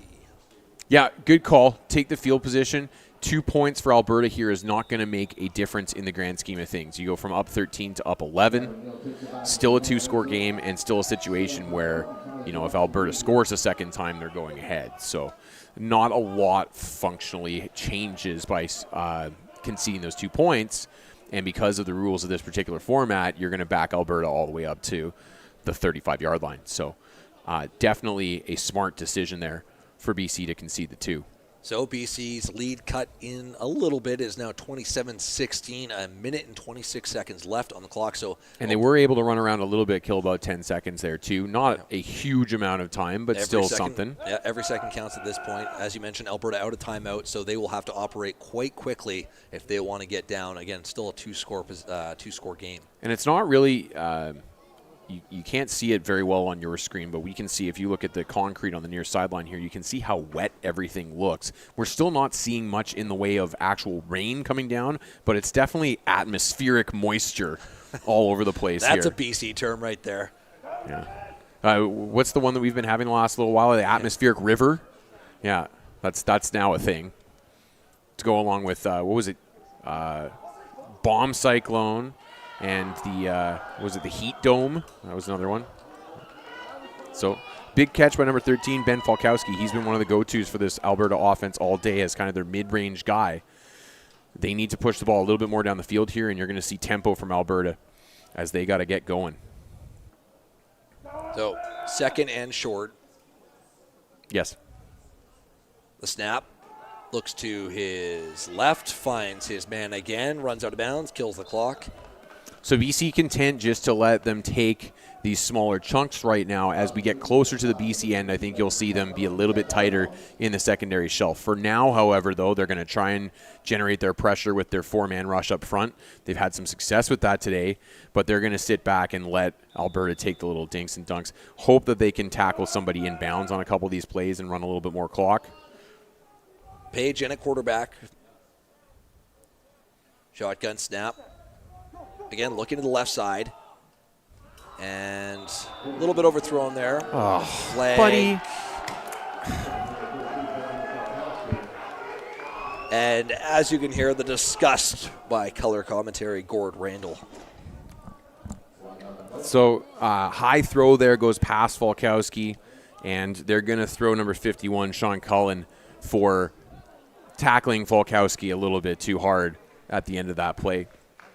That'll be an up 15 for Alberta, and that drama that we were trying to foreshadow earlier is starting to materialize a little bit here. Now into BC territory, minute and 8 seconds left on the clock. I don't know. I don't know what he's supposed to do there, and for the record, that flag comes out before the flex or anything like that. So I just, whatever. So first down, Alberta. Page still in at quarterback. The snap. Scrambling out of the pocket. BC trying to track him down and fumble. Fumble on the play. Well, refs rule him down. Guess who? Vinny Brandauer in on that. Malcolm Fraser helping him out as well. Fraser better get back on the line of scrimmage. I say we saw the one flex. You say he does it after every play. Yep. Got flagged the one time, but that was directed towards Alberta's bench. So Alberta hurrying up here. Long second down. Got to push the ball downfield here. See what Page has dialed up. 3 receivers to the right. Page looking down the middle and overthrows his intended target. That brings up third down and third and ball game here. Pretty much. 52 seconds on the clock. So Alberta needs about 13 to convert here.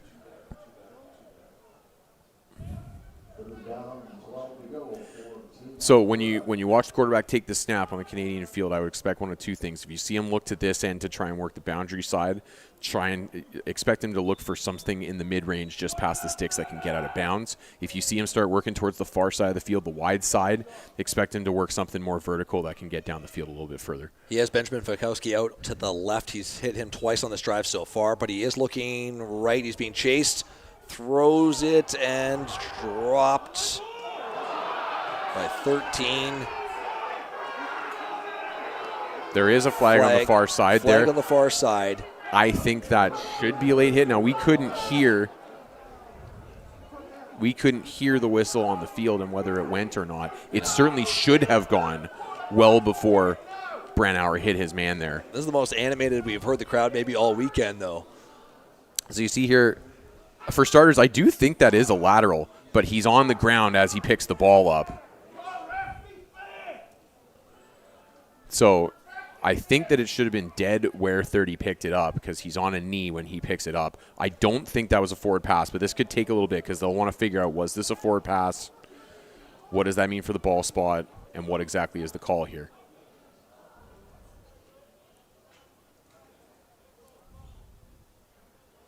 So the refs laying it out for us. A lot of different hand directions. So I will try and interpret that for you. So I believe they're calling a late hit. It's after the play is over because that was third down. It will be BC ball, but they will back them up 15. It is a dead ball foul after the change of possession because that was third down. So it's BC's ball. BC's ball, 27-16, 41 seconds on the clock. Great breakdown there by Gord Randall. Kind of making sense of it all, but pretty animated. It can be tough when you're watching and you're seeing the referee do the 23 skidoo and play charades out there and point in every different direction like a traffic cop. I mean, I guessed TV show, and it was not. It was the game charades. And it was clearly one word. Yeah, one word rhymes with. So BC looking like it is on its way to a victory here. Rhymes with schmenalty. A kneel down. But a great weekend of football. I guess not even weekend. It's the weekday, but it's the holidays. Feels like the weekend when I'm calling a football game, baby. Absolutely. A great holidays of football. The under-18 game last night, under the lights, BC emerging victorious. This morning, the U17 game was the big blowout of the weekend. Alberta emerging with a 51-0 victory. A very impressive effort here. And BC winning the grudge match. The U17s walking away with a 27-16 victory. Yeah, solid effort throughout for BC, and I'm not on the MVP committee, but my game MVP would be Owen Sieben. Some really good plays from the defensive front as well. You know, Vinny Brandauer, Malcolm Fraser, very prominent names that were actively involved. But very impressive effort by BC. Now Alberta scratched and clawed and hung around, and they just couldn't quite close that gap when they really needed to in the fourth quarter. I think the lack of a real vertical passing game in this particular game was what really made the difference. Alberta was not able to effectively push the ball downfield much today, whereas BC was. So a successful couple days of football, a great showcase between Team BC and Team Alberta. So glad we could get this event in. As we mentioned several times in the broadcast, it was supposed to be held in the summer, but we managed to get it in the grand scheme of things just before the holidays, and obviously with the overall scheme of COVID and everything that's going on, we're really happy to have it.